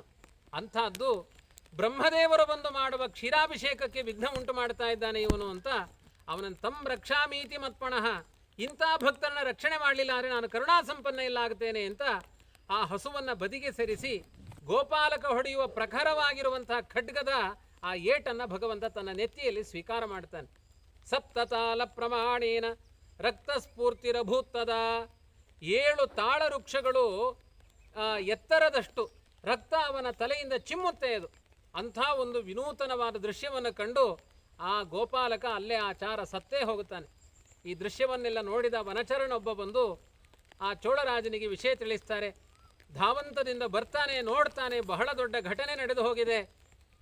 ಆ ಸಮಯದಲ್ಲಿ ಭಗವಂತ ಹೊರಗೆ ಬಂದು ಹೇಳ್ತಾನೆ, ಕಲಿಯುಗದಲ್ಲಿ ಯಾರೂ ನನಗೂ ಆರಾಧನೆ ಮಾಡೋರಿಲ್ಲ, ಸ್ವಾರ್ಥ ಪರಾಯಣರಾಗಿದ್ದಾರೆ. ಅರ್ಘ್ಯಂ ಸಮರ್ಪಯಾಮಿ, ಪಾದ್ಯಂ ಆಚಮನಂ, ಮಧುಪರ್ಕಂ, ಪುನಃ ಪುನಃ ಆಚಮನಂ, ಎಲ್ಲ ಸ್ವಾರ್ಥಕ್ಕೆ, ದೇವರಿಗೇನಿಲ್ಲ. ಷೋಡಶೋಪಚಾರ ಪೂಜಾರ್ತೆ ಅಕ್ಷತಾನ್, ಒಂಚೂರು ಅಕ್ಷತೆ ಒಗೆದು ಬಿಟ್ಟರೆ ದೇವರ ಪೂಜೆ ಮುಗಿದೋಯ್ತು ಅಂತ. ಅಂಥದ್ದು ನೀವ್ಯಾರೂ ಆರಾಧನೆ ಮಾಡಲಿಲ್ಲ. ಸಾಕ್ಷಾತ್ ಆ ಲಕ್ಷ್ಮೀದೇವಿ ಬ್ರಹ್ಮದೇವರನ್ನ ಕಳಿಸಿಕೊಟ್ಟು ಮಾಡುವ ಆರಾಧನೆಗೂ ವಿಘ್ನ ಮಾಡಿದ್ದೀಯಲ್ಲ, ಪಿಶಾಚೋ ಭವ ದುರ್ಬುದ್ಧೆ ಮದ್ದುಃಖಾದಾನ ಕರ್ಮಣ, ನನಗಿಂಥ ದುಃಖವನ್ನು ಒಡ್ಡಿದ ಪಾಪದಿಂದಾಗಿ ಪಿಶಾಚಿಯಾಗುವಂಥ ಶಾಪ ಕೊಡ್ತಾನೆ ಭಗವಂತ. ಆದರೂ ಕರುಣಾಸಂಪನ್ನ ದೇವರು, ಇಷ್ಟು ಅನ್ಯಾಯ ಮಾಡಿದರೂ ತಪ್ಪುಗಳನ್ನು ಕ್ಷಮಿಸ್ತಾನೆ. ಚೋಳರಾಜ ಪಶ್ಚಾತ್ತಾಪ ಪಟ್ಟರೆ ದೇವರು ಹೇಳ್ತಾನೆ, ಇದೇ ಮಾಧವ ಬ್ರಾಹ್ಮಣ ಈ ಧರೆಯಲ್ಲಿ ಪಶ್ಚಾತ್ತಾಪದಗ್ಧನಾಗಿ ಈ ಬೆಟ್ಟವನ್ನು ಮುಟ್ಟಿದ ಪುಣ್ಯದಿಂದಾಗಿ ಆಕಾಶರಾಜನಾಗಿ ಹುಟ್ಟಿದ್ದಾನೆ. ಅವನ ಮಗಳನ್ನು ನಾನು ಸ್ವೀಕಾರ ಮಾಡ್ತೇನೆ. ಎಷ್ಟು ಅನ್ಯಾಯಗಳನ್ನು ಮಾಡಿದ್ದ ಆ ಮಾಧವ ಬ್ರಾಹ್ಮಣ. ಸುರಾಪಾನ, ಮಾಂಸಭಕ್ಷಣ, ವ್ಯಭಿಚಾರ, ಅನ್ಯಸ್ತ್ರೀ ಗಮನ, ಅನಂತ ಅಪರಾಧಗಳನ್ನು ಮಾಡಿದರೂ ಕೂಡ ಅವನು ಪ್ರಾರಬ್ಧದಿಂದ ಮಾಡಿದ್ದ, ಉದ್ದೇಶಪೂರ್ವಕವಾಗಿ ಮಾಡಿರಲಿಲ್ಲ. ಅವನದ್ದು ಒಂದು ಘನವಾದ ಪ್ರಾರಬ್ಧ ಇತ್ತು.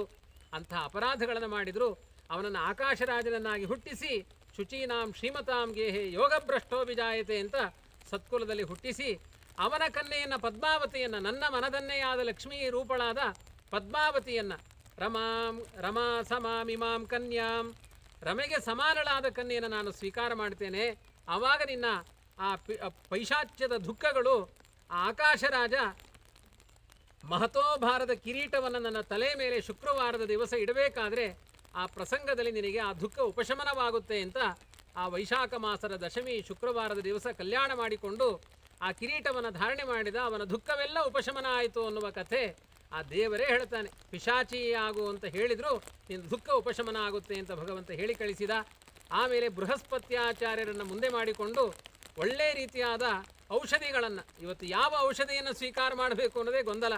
ಮೊದಲಿಂದ ಆಯುರ್ವೇದವನ್ನೇ ಆಶ್ರಯಿಸಬೇಕು ಅನ್ನೋದು ಶಾಸ್ತ್ರ, ಅದು ವೇದಗಳ ಅಂಗ. ಅದು ಇವತ್ತು ಒಮ್ಮೆಲೆ ಆಯುರ್ವೇದ ಶಾಸ್ತ್ರವನ್ನು ನಾವು ಅನುಸರಿಸೋದಿಲ್ಲ. ಇದ್ದಕ್ಕಿದ್ದಾಗಿ ರೋಗ ಉಲ್ಬಣವಾದಾಗ ಅಲೋಪತಿಗೆ ಹೋಗಬೇಕಾಗುತ್ತೆ. ವಾಸ್ತವಿಕವಾಗಿ ಆಯುರ್ವೇದ ಶಾಸ್ತ್ರಕ್ಕೆ ಅನುಗುಣವಾಗಿ ಹತ್ತಿಯ ಮರದ ರಸವನ್ನು ಎಕ್ಕದ ಗಿಡದ ಹತ್ತಿಯಿಂದ ನೆತ್ತಿಗೆ ಒತ್ತಿಕೊಂಡ್ರೆ ತಲೆಯ ಗಾಯ ವಾಸಿಯಾಗುತ್ತೆ ಅಂತ ಬೃಹಸ್ಪತ್ಯಾಚಾರ್ಯ ಹೇಳಿದ ಔಷಧಿ. ಅದನ್ನು ಮಾಡಬೇಕು ಅಂತ ಪ್ರತಿದಿನ ಭಗವಂತ ಬೆಟ್ಟದಲ್ಲಿ ಸಂಚಾರ ಮಾಡ್ತಾ ಇದ್ದ. ಒಂದು ಬಾರಿ ಅನೇಕ ನವಣೆಗಳನ್ನು ತಿನ್ನುವ ಒಂದು ಸ್ವಭಾವ ಆ ಬೆಟ್ಟದ ಒಡೆಯನಾದ ವರಾಹರೂಪಿಯಾದ ಪರಮಾತ್ಮನದ್ದು. ತುಂಬ ನವಣೆಗಳನ್ನು ಹಂದಿಗಳು ಬಂದು ತಿಂದು ಹೋಗ್ತಾ ಇದ್ದು, ಅದನ್ನು ಅಟ್ಟಿಸಿಕೊಂಡು ಹೋಗ್ತಾ ಇದ್ದ. ಅದೇ ಪ್ರಸಂಗದಲ್ಲಿ ವೆಂಕಟರಮಣನು ಕೂಡ ನೆತ್ತಿಗೆ ಔಷಧಿ ಮಾಡಿಕೊಳ್ಳಬೇಕು ಅಂತ ಅರಣ್ಯಕ್ಕೆ ಆಗಮಿಸಿದ್ದ. ಇದ್ದಕ್ಕಿದ್ದಾಗಿ ಇವರಿಬ್ಬರ ಸಮಾಗಮ ಆಗುತ್ತೆ. ನೀನು ಯಾರು, ನೀನು ಯಾರು? ಯಾವ ಭಗವಂತನ ರೂಪಗಳಿಗೆ ಅವಯವಗಳಿಗೆ ಭೇದ ಇಲ್ಲ. ಅಥೋಶೇಷ ಗುಣೋನ್ನದ್ಧಂ ನಿರ್ದೋಷಂ ಯಾವ ದೇವಹಿ. ಪರಮಾತ್ಮನ ಯಾವ ರೂಪ ಗುಣ ಕ್ರಿಯಾಗಳಲ್ಲಿ ಭೇದ ಹೇಳಬಾರದು. ಆದರೂ ಆ ಜಗತ್ತಿನ ಒಂದು ಆಕರ್ಷಣೆಯ ರೀತಿಯಲ್ಲಿ ಅವರಿಬ್ಬರ ಸಂವಾದ ನಡೆಯುತ್ತೆ. ಆ ಪ್ರಸಂಗದಲ್ಲಿ ವರಾಹನ ಬಳಿ ವೆಂಕಟರಮಣ ಹೇಳ್ತಾನೆ, ಏನೋ ಅನಾಥನಾಗಿ ಈ ಬೆಟ್ಟಕ್ಕೆ ಬಂದಿದ್ದೀನಪ್ಪ, ಸ್ವಲ್ಪ ಜಾಗ ಕೊಡು, ಇಲ್ಲೇ ವಾಸ ಮಾಡಿಕೊಂಡು ನಿನಗೆ ಬಾಡಿಗೆಯನ್ನು ಕೊಡ್ತೇನೆ. ಏನು? ಪ್ರಥಮಂ ದರ್ಶನಂ ತೀರ್ಥಂ. ಮೊದಲೇ ಭಕ್ತರು ಬಂದು ನಿನ್ನ ದರ್ಶನ ಮಾಡಬೇಕು, ನಿನ್ನ ತೀರ್ಥ ತಗೊಳ್ಬೇಕು, ನಿನ್ನ ನೈವೇದ್ಯವನ್ನು ಸ್ವೀಕಾರ ಮಾಡಬೇಕು, ಆಮೇಲೆ ನನ್ನ ದರ್ಶನಕ್ಕೆ ಬರಲಿ ಅಂತ ನಿನಗೆ ಕೊಡುವಂತಹ ಉಪಚಾರ ಇದು ಅಂತ ಭಗವಂತ ಹೇಳಿದ. 100 ಹೆಜ್ಜೆಯಷ್ಟು ಜಾಗವನ್ನು ವೆಂಕಟರಮಣ ಸ್ವೀಕಾರ ಮಾಡಿದ. ಅದು ವರಾಹನ ಕ್ಷೇತ್ರದಲ್ಲಿ ವೆಂಕಟರಮಣ ವಾಸ ಮಾಡಿಕೊಂಡಿದ್ದ. ಅಂತೂ ಅವನಿಗೆ ಮೂಲಭೂತವಾದ ಮನೆಯ ಸೌಕರ್ಯ ಆಯಿತು. ಆಮೇಲೆ ವರಾಹನಿಗೆ ಪ್ರೀತಿ ಹುಟ್ಟಿತು. ಅಯ್ಯೋ, ನಾನೊಬ್ಬನೇ ಎಲ್ಲ ಉಪಚಾರ ಸ್ವೀಕಾರ ಮಾಡ್ತಾ ಇದ್ದೇನೆ, ಇವನಿಗೂ ಇರಲಿ ಅಂತ ಒಂದು ಅಡಿಗೆಗೆ ಬೇಕಾಗಿರುವಂತಹ ಬಕುಲೆಯನ್ನು ವೆಂಕಟರಮಣನಿಗೆ ಸಂಯೋಜನೆ ಮಾಡ್ತಾನೆ ವರಾಹರೂಪಿಯಾದ ಪರಮಾತ್ಮ. ಅವಳು ಮತ್ಯಾರೂ ಅಲ್ಲ, ರುಕ್ಮಿಣಿ ಕಲ್ಯಾಣವನ್ನು ಸಮಸ್ತ ದೇವಾನುದೇವತೆಗಳು ಭೂಲೋಕದಲ್ಲಿರುವ ಸಜ್ಜನರೆಲ್ಲ ನೋಡಿದ್ದಾರೆ. ಯಶೋದೆಗೆ ರುಕ್ಮಿಣಿ ಕಲ್ಯಾಣ ನೋಡುವ ಭಾಗ್ಯ ದೊರೆಯಲಿಲ್ಲಂತೆ. ಅವಳು ದುಃಖ ಪಡ್ತಾಳೆ, ಮರಗತಾಳೆ ಯಶೋದೆ. ಅಯ್ಯೋ, ಆ ಕಲ್ಯಾಣದಲ್ಲಿ ನಾನು ಭಾಗವಹಿಸಲಿಲ್ಲ, ಇನ್ನೊಮ್ಮೆ ನಾನು ಆ ರುಕ್ಮಿಣಿ ಕಲ್ಯಾಣದ ವೈಭವ ನೋಡಬೇಕು. ಅದಕ್ಕೆ ಭಗವಂತ ಹೇಳಿದ, ನೀನು ಕಲಿಯುಗದಲ್ಲಿ ಬಾ, ಅದೇ ರುಕ್ಮಿಣಿ ಪದ್ಮಾವತಿಯಾಗಿ ಬಂದಿರ್ತಾಳೆ, ಅದೇ ಯಶೋದೆ ಬಕುಲೆಯಾಗಿ ಬಾ, ವೈಭವದ ಆ ಪದ್ಮಾವತಿ ಕಲ್ಯಾಣದಿಂದ ರುಕ್ಮಿಣಿ ಕಲ್ಯಾಣದ ಅನುಸಂಧಾನ ಬರೋ ಹಾಗೆ ನಾನು ಮಾಡ್ತೇನೆ ಅಂತ ಭಗವಂತ ಭಕ್ತಳನ್ನು ಅನುಗ್ರಹ ಮಾಡಿದ್ದಾನೆ. ಅದು ಅವಳಿಗೆ ಗೊತ್ತಿಲ್ಲ, ಆದರೆ ಭಗವಂತನಿಗೆ ಗೊತ್ತಿದೆ. ಅವಳೇ ಬಕುಲೆಯಾಗಿ ಬಂದಿದ್ದಾಳೆ, ಪರಮಾತ್ಮನಿಗೆ ಪ್ರತಿದಿನ ನೈವೇದ್ಯ ಉಪಚಾರಗಳನ್ನು ಮಾಡ್ತಾ ಇದ್ದಾಳೆ. ಒಂದು ದಿನ ಪರಮಾತ್ಮ ತನಗೆ ಅದೇ ಜಾಗದಲ್ಲಿ ಕೂತು ಸ್ವಲ್ಪ ಬೇಸರವಾಯ್ತಂತೆ. ಬೇಟೆ ಆಡಬೇಕು ಅಂತ ಭಗವಂತ ಅಲ್ಲಿಂದ ಹೊರಟಿದ್ದಾನೆ. ಬೇಟೆಯ ಶ್ರೀನಿವಾಸ ಅಂತ ಒಳ್ಳೆಯ ಉತ್ತರೀಯಗಳನ್ನು, ಒಳ್ಳೆಯ ವಸ್ತ್ರಗಳನ್ನೆಲ್ಲ ಧಾರಣೆ ಮಾಡಿಕೊಂಡು ಭಗವಂತ ಬೇಟೆಗೆ ಅಂತ ಹೋದ. ದಾರಿಯಲ್ಲಿ ಹೋಗಬೇಕಾದ್ರೆ ಒಂದು ಅರಣ್ಯದಲ್ಲಿ, ಬಹುತೇಕ ಅದು ಕರ್ನಾಟಕದ ಪ್ರದೇಶ, ಇವತ್ತು ಕೂಡ ಈ ಕುಮಟಾದ ಹತ್ತಿರ ವಿಶೇಷವಾಗಿ ಒಂದು ಶ್ರೀನಿವಾಸನ ದೇವಾಲಯ ಇದೆ. ಆ ಶ್ರೀನಿವಾಸನ ದೇವಾಲಯದಲ್ಲಿ ಭಗವಂತ ಸನ್ನಿಹಿತನಾಗಿದ್ದಾನೆ. ಆ ಮಂಜುಗುಣಿ ಶ್ರೀನಿವಾಸ ಅಂತ ಪ್ರಸಿದ್ಧವಾಗಿದೆ. ಅಲ್ಲಿಯ ತನಕ ಅವನು ಬೇಟೆಗೆ ಆಗಮಿಸಿದ ಅಂತ ಆ ಕಥೆ ಇದೆ. ಬೇಟೆಗಾಗಿ ಶ್ರೀನಿವಾಸ ಆಗಮಿಸಿದ್ದಾನೆ. ಆಕಾಶರಾಜನ ಪುತ್ರಿಯಾದ ಪದ್ಮಾವತಿ ಪುಷ್ಪವನ್ನು ಆಹರಣ ಮಾಡಿಕೊಳ್ಳಬೇಕು ಅಂತ ತನ್ನ ಅನೇಕ ಸಖಿಯರ ಜೊತೆಗೆ ಆ ವನದ ಪರಿಸರಕ್ಕೆ ಆಗಮಿಸಿದ್ದಾಳೆ. ಆ ಪ್ರಸಂಗದಲ್ಲಿ ಭಗವಂತ ಕಿರಾತರೂಪಿಯಾದ ಭಗವಂತ ತಾನು ಆಗಮಿಸಿದ. ಅವನ ರೂಪ ಲಾವಣ್ಯಗಳಿಗೆ ಪದ್ಮಾವತಿ ಆಕರ್ಷಿತಳಾಗಿದ್ದಾಳೆ. ಭುವನ ಸುಂದರನಾದ ಭಗವಂತ, ಅವನ ಸೌಂದರ್ಯಕ್ಕೆ ಆಕರ್ಷಿತರಾಗದೇ ಇದ್ದವರು ಯಾರಿದ್ದಾರೆ? ಲಕ್ಷ್ಮೀನಾರಾಯಣರು ಭೂಲೋಕವೆಂಬ ರಂಗವೇದಿಕೆಯಲ್ಲಿ ಮಾಡಿದ ಒಂದು ನಾಟಕ. ಈ ನಾಟಕದಿಂದ ಆದದ್ದೆಲ್ಲ ಜಗತ್ತಿಗೆ ಕಲ್ಯಾಣ. ಅಂಥ ಒಂದು ವ್ಯಾಪಾರವನ್ನು ಭಗವಂತ ಮಾಡಿದ. ಅದಕ್ಕನುಗುಣವಾಗಿ ಲಕ್ಷ್ಮೀದೇವಿ ಪದ್ಮಾವತಿ ಅವನಲ್ಲೇ ಮನಸ್ಸಿಟ್ಟಿದ್ದಾಳೆ. ಅದರ ಮಧ್ಯದಲ್ಲಿ ಕಲ್ಲು ತಗೊಂಡು ಕುದುರೆಗೆ ಹೊಡೆದ್ಲು, ಕುದುರೆ ಸತ್ತೋಯ್ತು. ಅವಳಿಗೂ ಸಿಟ್ಟು ಬಂತು. ಈ ಥರ ವಚನಗಳೆಲ್ಲ ನಮ್ಮ ಅಪ್ಪನಿಗೆ ಹೇಳ್ತೀನಿ ಅಂತ ಹೇಳಿದ್ಲು. ಇದು ನಿನಗೆ ಬದುಕುವ ಇಚ್ಛೆ ಇಲ್ವಾ? ಜೀವನೇಚ್ಛಾ ನವಿದ್ಯತೆ ಅಂತೆಲ್ಲ ಮಾತುಗಳಿದ್ದಾವೆ. ಇದೆಲ್ಲ ಲೋಕ ವಿಡಂಬನೆ. ಅಂದ್ರೇನು? ಇದು ಇಷ್ಟೊಂದು ಫ್ರೀಯಾಗಿ ಒಬ್ಬಳು ಹೆಣ್ಮಗಳನ್ನು ಒಬ್ಬ ಪುರುಷ ಬಂದು ಸ್ವೀಕಾರ ಮಾಡ್ತಾನೆ ಎನ್ನುವ ಪದ್ಧತಿ ನಮ್ಮ ಭಾರತದ ಸಂವಿಧಾನ ಅಲ್ಲ ಅನ್ನುವುದನ್ನು ತಿಳಿಸುವ ದೃಷ್ಟಿಯಿಂದ ಅಂತಹ ಮಾತುಗಳು. ಜನ್ಮ ಜನ್ಮಗಳ ನಿತ್ಯ ಸಂಬಂಧ ಲಕ್ಷ್ಮೀನಾರಾಯಣರದ್ದು ಮನೋಘಟನೆಯಾಗಿದೆ. ಪದ್ಮಾವತಿ ತಾನು ಆ ಧರಣೀದೇವಿಯ ಬಳಿ ಯಾವ ಅಭಿಪ್ರಾಯಗಳನ್ನು, ತನ್ನ ತಾಯಿಯ ಬಳಿ ಯಾವ ಅಭಿಪ್ರಾಯ ಹೇಳದೆ ಭಗವಂತನ ಸೌಂದರ್ಯಕ್ಕೆ ಮೂರ್ಛಿತಳಾಗಿ ಬಿದ್ದಿದ್ದಾಳೆ. ಲಕ್ಷ್ಮೀದೇವಿಗೂ ಮೂರ್ಛೆಗೊಳಿಸುವಂತಹ ಸೌಂದರ್ಯ ಪರಮಾತ್ಮನದ್ದು. ಅಂದರೆ ನಾವೆಲ್ಲ ಕುರೂಪಗಳನ್ನು ನೋಡಿ ಮೂರ್ಛೆ ಹೋಗಿದ್ದೇವೆ. ಸೌಂದರ್ಯದಿಂದ ಮೂರ್ಛೆ ಎನ್ನುವುದು ನಮಗೆ ಕಲ್ಪನೆಯಲ್ಲೂ ಇಲ್ಲ. ಪರಮಾತ್ಮನ ಸೌಂದರ್ಯ ಅಂತಹದ್ದು. ಆಚೆ ಪರಮಾತ್ಮನೂ ಕೂಡ ಅದಕ್ಕೆ ತಕ್ಕಂತೆ ತಾನು ನಟನೆ ಮಾಡ್ತಾ ತನ್ನ ಮನೆಗೆ ಹೋಗಿ ಮಲಗಿದ್ದಾನೆ. ಬಕುಲಾದೇವಿ ಎಂದಿನಂತೆ ಆಹಾರಗಳನ್ನು ತಂದು ಒಪ್ಪಿಸಬೇಕಾದ್ರೆ ಪರಮಾತ್ಮ ಇನ್ನೂ ಎದ್ದೇ ಇಲ್ಲ. ಉತ್ತಿಷ್ಟೋತ್ತಿಷ್ಟ ಗೋವಿಂದ ಕಿಂ ಶೇಷೇ ಪುರುಷೋತ್ತಮ ನಕದಾಚಿದ್ದಿವಾ ಸ್ವಾಪಹ ಕೃತಂ. ಯಾವತ್ತೂ ಹಗಲು ಮಲಗಿದವನಲ್ಲ ನೀನು ದೇವರೇ, ಯಾಕೆ ಮಲಗಿದೀ ಹೇಳು. ದೇವರು ಹೇಳ್ತಾನೇ ಇಲ್ಲ, ಮಾತಾಡ್ತಾನೂ ಇಲ್ಲ, ಬಹುದುಃಖದಲ್ಲಿ ಮಲಗಿದ್ದಾನೆ. ನಿಜವಾದ ನಿದ್ರೆ ಅಲ್ಲ. ನಿಜವಾದ ನಿದ್ರೆಯವರನ್ನು ಮುಟ್ಟಿದ್ರೆ ಎದ್ದು ಬಿಡ್ತಾರೆ. ಇಷ್ಟು ಬೊಬ್ಬೆ ಹೊಡೆದ್ರೂ ಹೇಳ್ತಾ ಇಲ್ಲ. ಆದ್ದರಿಂದ ಏನೋ ಆಗಿದೆ ಅಂತ ಬಕುಲ ಅವಳು ಪುಣ್ಯ ಮಾಡಿದ್ದಾಳೆ. ಭಗವಂತನನ್ನು ಸಂತೈಸಿ ಕೇಳ್ತಾಳೆ, ಯಾಕೆ ನಿನ್ನೆ ಬೇಟೆಗೆ ಹೋಗಿದ್ದಿ? ಯಾವುದಾದ್ರೂ ಬೇಡದೇ ಇರುವ ಪಿಶಾಚಿಗಳನ್ನು ನೋಡಿದೆಯಾ? ದೇವರಿಗೆ ಎಲ್ಲಿಲ್ಲದ ಸಿಟ್ಟು ಬರುತ್ತೆ. ಎಷ್ಟು ಸುಂದರ ಸ್ತ್ರೀಯನ್ನು ನೋಡಿಕೊಂಡು ಬಂದಿದ್ದೇನೆ, ನನ್ನ ಹೆಂಡತಿಯನ್ನು ಪಿಶಾಚಿ ನೋಡಿದೆಯಾ? ಆ ಈತಿ ಬಾಧೆಗಳಾಗಿದೆಯಾ? ಅಂಥ ಕಷ್ಟಗಳು ಬಂದಿದೆಯಾ? ಏನಾಗಿದೆ? ಮನೋರಥಂ ಕರಿಷ್ಯಾಮಿ, ನಿನ್ನ ಮನಸ್ಸಿನ ಅಭಿಪ್ರಾಯ ಏನಿದೆ ಹೇಳು, ಅದನ್ನು ಈಡೇರಿಸ್ತೇನೆ ಅಂತ ಮತ್ತೆ ಮತ್ತೆ ಮತ್ತೆ ಮತ್ತೆ ಒತ್ತಾಯ ಮಾಡ್ತಾಳೆ. ಅನೇಕ ಪ್ರಕಾರಗಳಲ್ಲಿ ಪ್ರಶ್ನೆಗಳನ್ನು ಮಾಡ್ತಾಳೆ. ಕೊನೆಗೆ ಯಾವುದಾದರೂ ಸುಂದರಿಯಾದ ಹುಡುಗಿಯಿಂದ ಕಾಮಮೋಹಿತನಾಗಿ ಮಲಗಿದೆಯಾ ಅಂದಾಗ ಸ್ವಲ್ಪ ದೇವರ ಅಳ್ಳಾಡ್ತಾನೆ. ಓ, ಇದೇ ಸಬ್ಜೆಕ್ಟು, ಇದೇ ವಿಚಾರ ಅಂದುಕೊಂಡು ಆ ಬಕುಲೆ ಸ್ಫೂರ್ತಿಯನ್ನು ತುಂಬುವ ಮಾತುಗಳನ್ನು ಆಡ್ತಾಳೆ. ಅವಳು ಎಂಥವಳೇ ಆಗಿರಲಿ, ಅವಳನ್ನು ತಂದು ನಿನಗೆ ಕಲ್ಯಾಣವನ್ನು ಮಾಡ್ತೇನೆ. ವಾಸ್ತವಿಕವಾಗಿ ಈ ಕಥೆಗಳನ್ನು ಕೇಳಿದಾಗ ದೇವರಿಗೆ ಅಂತಹ ತವಕ ಇತ್ತು ಅಂತ. ಲಕ್ಷ್ಮೀನಾರಾಯಣರಿಗೆ ವಿಯೋಗವೇ ಇಲ್ಲ, ತವಕ ಯಾಕೆ? ನಿತ್ಯ ಅವರ ಸಂಬಂಧ ಇದೆ. ದೇವರಿಗೆ ತವಕ ಎಲ್ಲಿ ಅಂದರೆ ಹಿಂದಿನ ಜನ್ಮದಲ್ಲಿ ಕೇಳಿಕೊಂಡಿದ್ದಾಳಲ್ಲ, ಆ ದೇವರ ಕಲ್ಯಾಣ ನೋಡಬೇಕು ಮಾಡಬೇಕು ಅಂತ ತಾಯಿಯಾಗಿ ಆ ಮಾತೃತ್ವಕ್ಕೆ ಬೆಲೆಯನ್ನು ತುಂಬುವಂತೆ ಪರಮಾತ್ಮ ನಡೆದಿದ್ದಾನೆ ಅಂತ ಅಷ್ಟೇ ಇದರ ವ್ಯಾಖ್ಯಾನ. ಆ ಬಕುಲೆಗೆ ಹೇಳ್ತಾನೆ, ನನಗೆ ಅಂತಹ ಪದ್ಮಾವತಿಯನ್ನು ನೀನು ತಂದು ಒಪ್ಪಿಸಲಿಲ್ಲ ಅಂದರೆ ನನ್ನ ಪ್ರಾಣವೇ ಹೊರಟೋಗುತ್ತೆ. ಅವಳು ಯಾರು, ಅವಳ ಇತಿಹಾಸ ಏನು, ಅದೆಲ್ಲ ನನಗೆ ಕೊಡು, ನಾನು ಹೋಗಿ ಅವಳನ್ನು ನಿನ್ನ ಮನೋರಥವನ್ನು ಈಡೇರಿಸ್ತೇನೆ ಅಂತ ಬಕುಲೆ ಹೇಳಿದ್ದಾಳೆ. ಪರಮಾತ್ಮ ಹೇಳ್ತಾನೆ, ಆಕಾಶರಾಜಪುರಿ, ಆಕಾಶರಾಜ ನಾರಾಯಣಪುರಿ, ಆಕಾಶರಾಜ ಅಲ್ಲಿ ಧರಣೀದೇವಿ, ಅವಳಿಗೆ ಮಗಳಾಗಿರುವಂತಹ ಪದ್ಮಾವತಿ ಸಾಕ್ಷಾತ್ ಲಕ್ಷ್ಮಿಯ ಅವತಾರಳೇ ಅವಳು. ಆಕಾಶರಾಜನಿಗೆ ಸಂತಾನ ಇಲ್ಲದೆ ಇದ್ದಾಗ ಒಂದು ಪುತ್ರಕಾಮೇಷ್ಟಿಯಾಗ ಮಾಡಬೇಕಾದ್ರೆ ಅಯೋನಿಜೆಯಾಗಿ ಹೇಗೆ ಸೀತಾದೇವಿ ಜನಕರಾಜ ಮಾಡುವ ಯಜ್ಞದಲ್ಲಿ ಆ ಯಜ್ಞದ ಒಂದು ನೇಗಿಲೆಗೆ ತಾಗಿ ಉತ್ಪನ್ನಳಾಗಿದ್ದಾಳೆ, ಅವತಾರ ಮಾಡಿದ್ದಾಳೆ. ಅದೇ ತತ್ಸದೃಶವಾದ ಅವತಾರವನ್ನು ಮಾಡಿದವಳು ಪದ್ಮಾವತಿ. ಅಂಥ ಪದ್ಮಾವತಿಯನ್ನು ನೀನು ನನಗೆ ತಂದು ಒಪ್ಪಿಸಬೇಕು ಅಂತ ಹೋಗುವ ಪದ್ಧತಿ. ಕಪಿಲೇಶ್ವರನನ್ನು ಆರಾಧನೆ ಮಾಡು, ತ್ರ್ಯಂಬಕೇಶ್ವರನನ್ನು ಆರಾಧನೆ ಮಾಡು, ಅಲ್ಲೆಲ್ಲ ಅಭಿಷೇಕಾದಿಗಳನ್ನು ಮಾಡು ಅಂತೆಲ್ಲ ಪರಮಾತ್ಮ ಬಕುಲಾದೇವಿಗೆ ಆ ಕ್ರಮಗಳನ್ನೆಲ್ಲ ಹೇಳಿಕೊಟ್ಟು ಅವಳು ಹೋದ್ಮೇಲೆ ಯೋಚನೆ ಮಾಡ್ತಾನೆ. ಏನು? ಏಕನೇತ್ರೋ ಖ್ಯನೇತ್ರವಾನ್, ಒಂದೇ ಮಗು ಇದ್ದ ತಾಯಿಗೆ ಮಕ್ಕಳಿಲ್ಲ ಅಂತಲೇ ಕರೀತಾರೆ. ಯಾರು ಒಂದೇ ಮಗುವನ್ನು ಹಡಿದಿದ್ದಾಳೆ ಅವಳಿಗೆ ಮಕ್ಕಳಿಲ್ಲ ಅಂತಲೇ ಅರ್ಥ. ಮನೆ ಅಂದರೆ ಮಡದಿ ಅಂದರೆ ತುಂಬ ಮಕ್ಕಳನ್ನು ಹಡಿಯಬೇಕು. ಯಾರಿಗೆ ಒಂದೇ ಕಣ್ಣಿದೆ, ಕಣ್ಣೇ ಇಲ್ಲ ಅಂತಲೇ ಹೇಳ್ತಾರೆ. ಅದೇ ರೀತಿಯಾಗಿ ಸ್ತ್ರೀಭಿಶ್ಚ ಯತ್ಕೃತಂ ಕರ್ಮ ನ ತತ್ಕರ್ಮ ಫಲಿಷ್ಯತಿ. ಹೆಣ್ಮಕ್ಕಳು ಮಾಡಿದ ಕೆಲಸ ಅಷ್ಟು ಸಾರ್ಥಕವಾಗೋದಿಲ್ಲ ಅಂತ ನಿಶ್ಚಯ ಮಾಡಿಕೊಂಡು ಪರಮಾತ್ಮ ತಾನೇ ಒಂದು ಕೊರವಂಜಿ ವೇಷವನ್ನು ಧಾರಣೆ ಮಾಡ್ತಾನೆ. ಲಂಬೋದರಿ ಲಂಬಕರ್ಣ ಲಂಬಿತಾತ್ಮ ಪಯೋದರ ಅದಂತ ಶುಷ್ಕ ವದನ, ಬಹಳ ರಮಣೀಯವಾಗಿ ವರ್ಣನೆ ಮಾಡಿದ್ದಾರೆ ಪುರಾಣದಲ್ಲಿ. ಎಲ್ಲ 50-70 ವರ್ಷದ ಮುದುಕಿಯ ವೇಷ, ಅದರಲ್ಲೂ ಕೊರವಂಜಿ ವೇಷ. ತಲೆ ಮೇಲೆ ಬ್ರಹ್ಮಾಣಂಚ ಶಿಶುಂ ಕೃತ್ವ ಯಷ್ಟಿಂ ಕೃತ್ವ ಮಹೇಶ್ವರಂ ತ್ರೈಗುಣ್ಯಂ ಜಗದಾಧಾರಂ ತ್ರೈಗುಣ್ಯಂ ಗುಲ್ಮಮೇವ ಚ ವಿಶೇಷವಾಗಿ ಮಹಾಲಕ್ಷ್ಮಿಯನ್ನು ಒಂದು ಬುಟ್ಟಿಯನ್ನಾಗಿ ಮಾಡಿ ತಲೆ ಮೇಲೆ ಇಟ್ಟುಕೊಂಡಿದ್ದಾನೆ. ಬ್ರಹ್ಮದೇವರನ್ನ ಮಗುವನ್ನಾಗಿ ಮಾಡಿ ಒಂದು ಬಟ್ಟೆಯಲ್ಲಿ ಕಟ್ಟಿ ಸೊಂಟದಲ್ಲಿ ಸಿಕ್ಕಿಸಿಕೊಂಡಿದ್ದಾನೆ. ಇನ್ನು ರುದ್ರದೇವರನ್ನ ಕೋಲನ್ನಾಗಿ ಮಾಡಿಕೊಂಡು ಕೈಯಲ್ಲಿ ಹಿಡಿದುಕೊಂಡಿದ್ದಾನೆ. ಅಲ್ಲೂ ಒಂದು ತಾರತಮ್ಯ.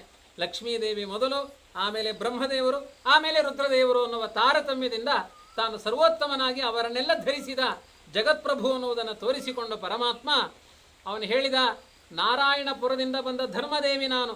ಯಾರಿಗೆ ಗತವಾದ ಚಿಂತನೆಗಳಿದೆ, ಭವಿಷ್ಯ ಚಿಂತನೆಗಳಿದೆ, ವರ್ತಮಾನ ಚಿಂತನೆಗಳಿದೆ, ಅದು ಎಲ್ಲವನ್ನೂ ಈಡೇರಿಸುವ ಒಂದು ಪುಣ್ಯ ನನ್ನಲ್ಲಿ ಇದೆ. ನಾನು ನಾರಾಯಣಪುರದಿಂದ ಬಂದ ಧರ್ಮದೇವಿ, ಯಾರ್ಯಾರಿದ್ದೀರಿ ಬನ್ನಿ ಅಂತ ನಾರಾಯಣಪುರಕ್ಕೆ ತಾನು ಹೋಗಿ ಎಲ್ಲಿ ಪದ್ಮಾವತಿ ಇದ್ದಾಳೆ ಅವಳ ಗ್ರಾಮದ ಹೊರಗಡೆ ಕುಳಿತು ಎಲ್ಲರಿಗೂ ಹೇಳ್ತಾಳೆ. ಎಷ್ಟೋ ಜನ ಹೋಗಿ ಜ್ಯೋತಿಷ್ಯ ಕೇಳ್ತಾರೆ, ಹೇಳಿದ್ದೆಲ್ಲ ಸತ್ಯ ಆಗುತ್ತೆ. ಪ್ರತಿಯೊಬ್ಬರೂ ಬಂದು ಈಗಾಗಲೇ ಧರಣಿದೇವಿ ಕಂಗಾಲಾಗಿದ್ದಾಳೆ, ಪದ್ಮಾವತಿ ರೋಗಗ್ರಸ್ತಳಾಗಿ ಮಂಚ ಹಿಡಿದಿದ್ದಾಳೆ, ಇವತ್ತೋ ನಾಳೆಯೋ ಅನ್ನೋ ಹಾಗಿದ್ದಾಳೆ, ಅವಳು ಪ್ರಾಣವೇ ಹೊರಟೋಗುತ್ತೆ, ಏನು ಮಾಡಬೇಕು? ಯಾವ ವೈದ್ಯಕೀಯ ಚಿಕಿತ್ಸೆಗಳು ಮಂತ್ರ ಔಷಧಿಗಳು ಫಲಿಸದೇ ಇದ್ದಾಗ ಕಿವಿಗೆ ವಾರ್ತೆ ಕೇಳಿ ಬರುತ್ತೆ, ಇಲ್ಲ ಧರ್ಮದೇವಿ ಅಂತ ಬಂದಿದ್ದಾಳೆ, ಅವಳಿಂದ ನಿನ್ನ ಮನೋರಥ ಖಂಡಿತ ಈಡೇರುತ್ತೆ ಎನ್ನುವ ಅಭಿಪ್ರಾಯಗಳನ್ನು ಮಂಡಿಸಿದಾಗ ಆ ಅನೇಕ ಚಾರರ ಮೂಲಕ ಕರೆಸ್ತಾಳೆ ಆ ಧರಣಿದೇವಿ. ಧರ್ಮದೇವಿ ಬರ್ತಾಳೆ, ರಾಜಮಂದಿರದಲ್ಲಿ ನನ್ನಂಥವರಿಗೆ ಏನು ಕೆಲಸ? ಭಗವಂತ ಹೇಳುವ ಮಾತು, ಶ್ರೀಮಂತರು ನನ್ನನ್ನು ಆರಾಧಿಸೋದಿಲ್ಲ. ಆ ರುಕ್ಮಿಣೀ ದೇವಿ ಮುಂದೆ ದಶಮಸ್ಕಂದರಲ್ಲಿ ದೇವರೇ ಹೇಳ್ತಾನೆ, ಬಲವದ್ಭಿ ಕೃತದ್ವೇಷ ವಯಂ, ಬಲಿಷ್ಠರಾದ ದ್ವೇಷಿಗಳು ನಾನು ಅಂತ ಪರಮಾತ್ಮ ಹೇಳಿಕೊಳ್ತಾನೆ. ಬಲಿಷ್ಠರು ಅಂದ್ರೇನು?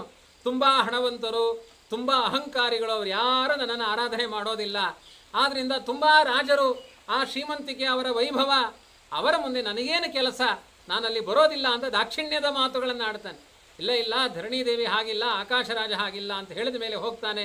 ಧರಣಿದೇವಿ ಬಂದು, ನಿನಗೇನು ಬೇಕಾದರೂ ಮಾಡ್ತೇನೆ ಮಾರಾಯ, ನನ್ನ ಕೊರವಂಜಿ, ನನ್ನ ಮಗುವಿಗೆ ಒಂದು ಆರೋಗ್ಯ ಬರಬೇಕು, ಕಲ್ಯಾಣ ಆಗಬೇಕು ಅಂತ ಪ್ರಾರ್ಥನೆ ಮಾಡಿದಾಗ ಭಗವಂತ ಹೇಳ್ತಾನೆ, ಒಳ್ಳೆಯ ವಿಚಾರ ಕೇಳಿಸಿಕೊಳ್ಬೇಕಾದ್ರೆ ಹಾಗೇ ಬಂದು ಕೂತ್ಕೊಳ್ಳೋದಲ್ಲ, ಸ್ನಾನ ಮಾಡಿ ಶುಭ್ರ ವಸ್ತ್ರವನ್ನು ಧಾರಣೆ ಮಾಡಿಕೊಂಡು ಬಾ ಅಂತಾನೆ ದೇವರು.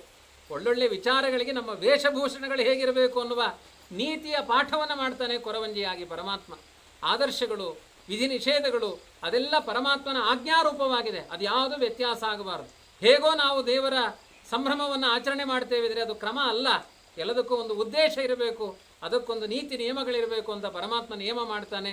ಅವಳೆ ಅದೇ ರೀತಿಯಾಗಿ ನಡೆದುಕೊಳ್ತಾಳೆ. ಕೊನೆಗೆ ಆ ಮಗು ಅಳ್ಳಿಕ್ಕೆ ಆರಂಭ ಮಾಡುತ್ತೆ, 6 ತಿಂಗಳಿನ ಕೂಸು. ಅವಳಿಗೂ ಆಶ್ಚರ್ಯ, ಇದು ಯಾರು ಮಗು? ನಂದೇ ಮಗು ಅಲ್ಲ, ನಿನಗೆ 70 ವರ್ಷ 6 ತಿಂಗಳ ಕೂಸು ಹೇಗೆ? ಅದೆಲ್ಲ ಕೇಳಬೇಡ, ಕಲಿಯುಗದಲ್ಲಿ ಈ ಧರ್ಮಗಳೆಲ್ಲ ನಡೆಯುತ್ತೆ ಅಂತ ಪರಮಾತ್ಮ ಆ ಅಳುವ ಮಗುವಿನ ಬಾಯಿ ಮುಚ್ಚಿದ್ರೆ ನಮ್ಮ ಪ್ರವಚನ ಮುಂದುವರಿಯುತ್ತೆ.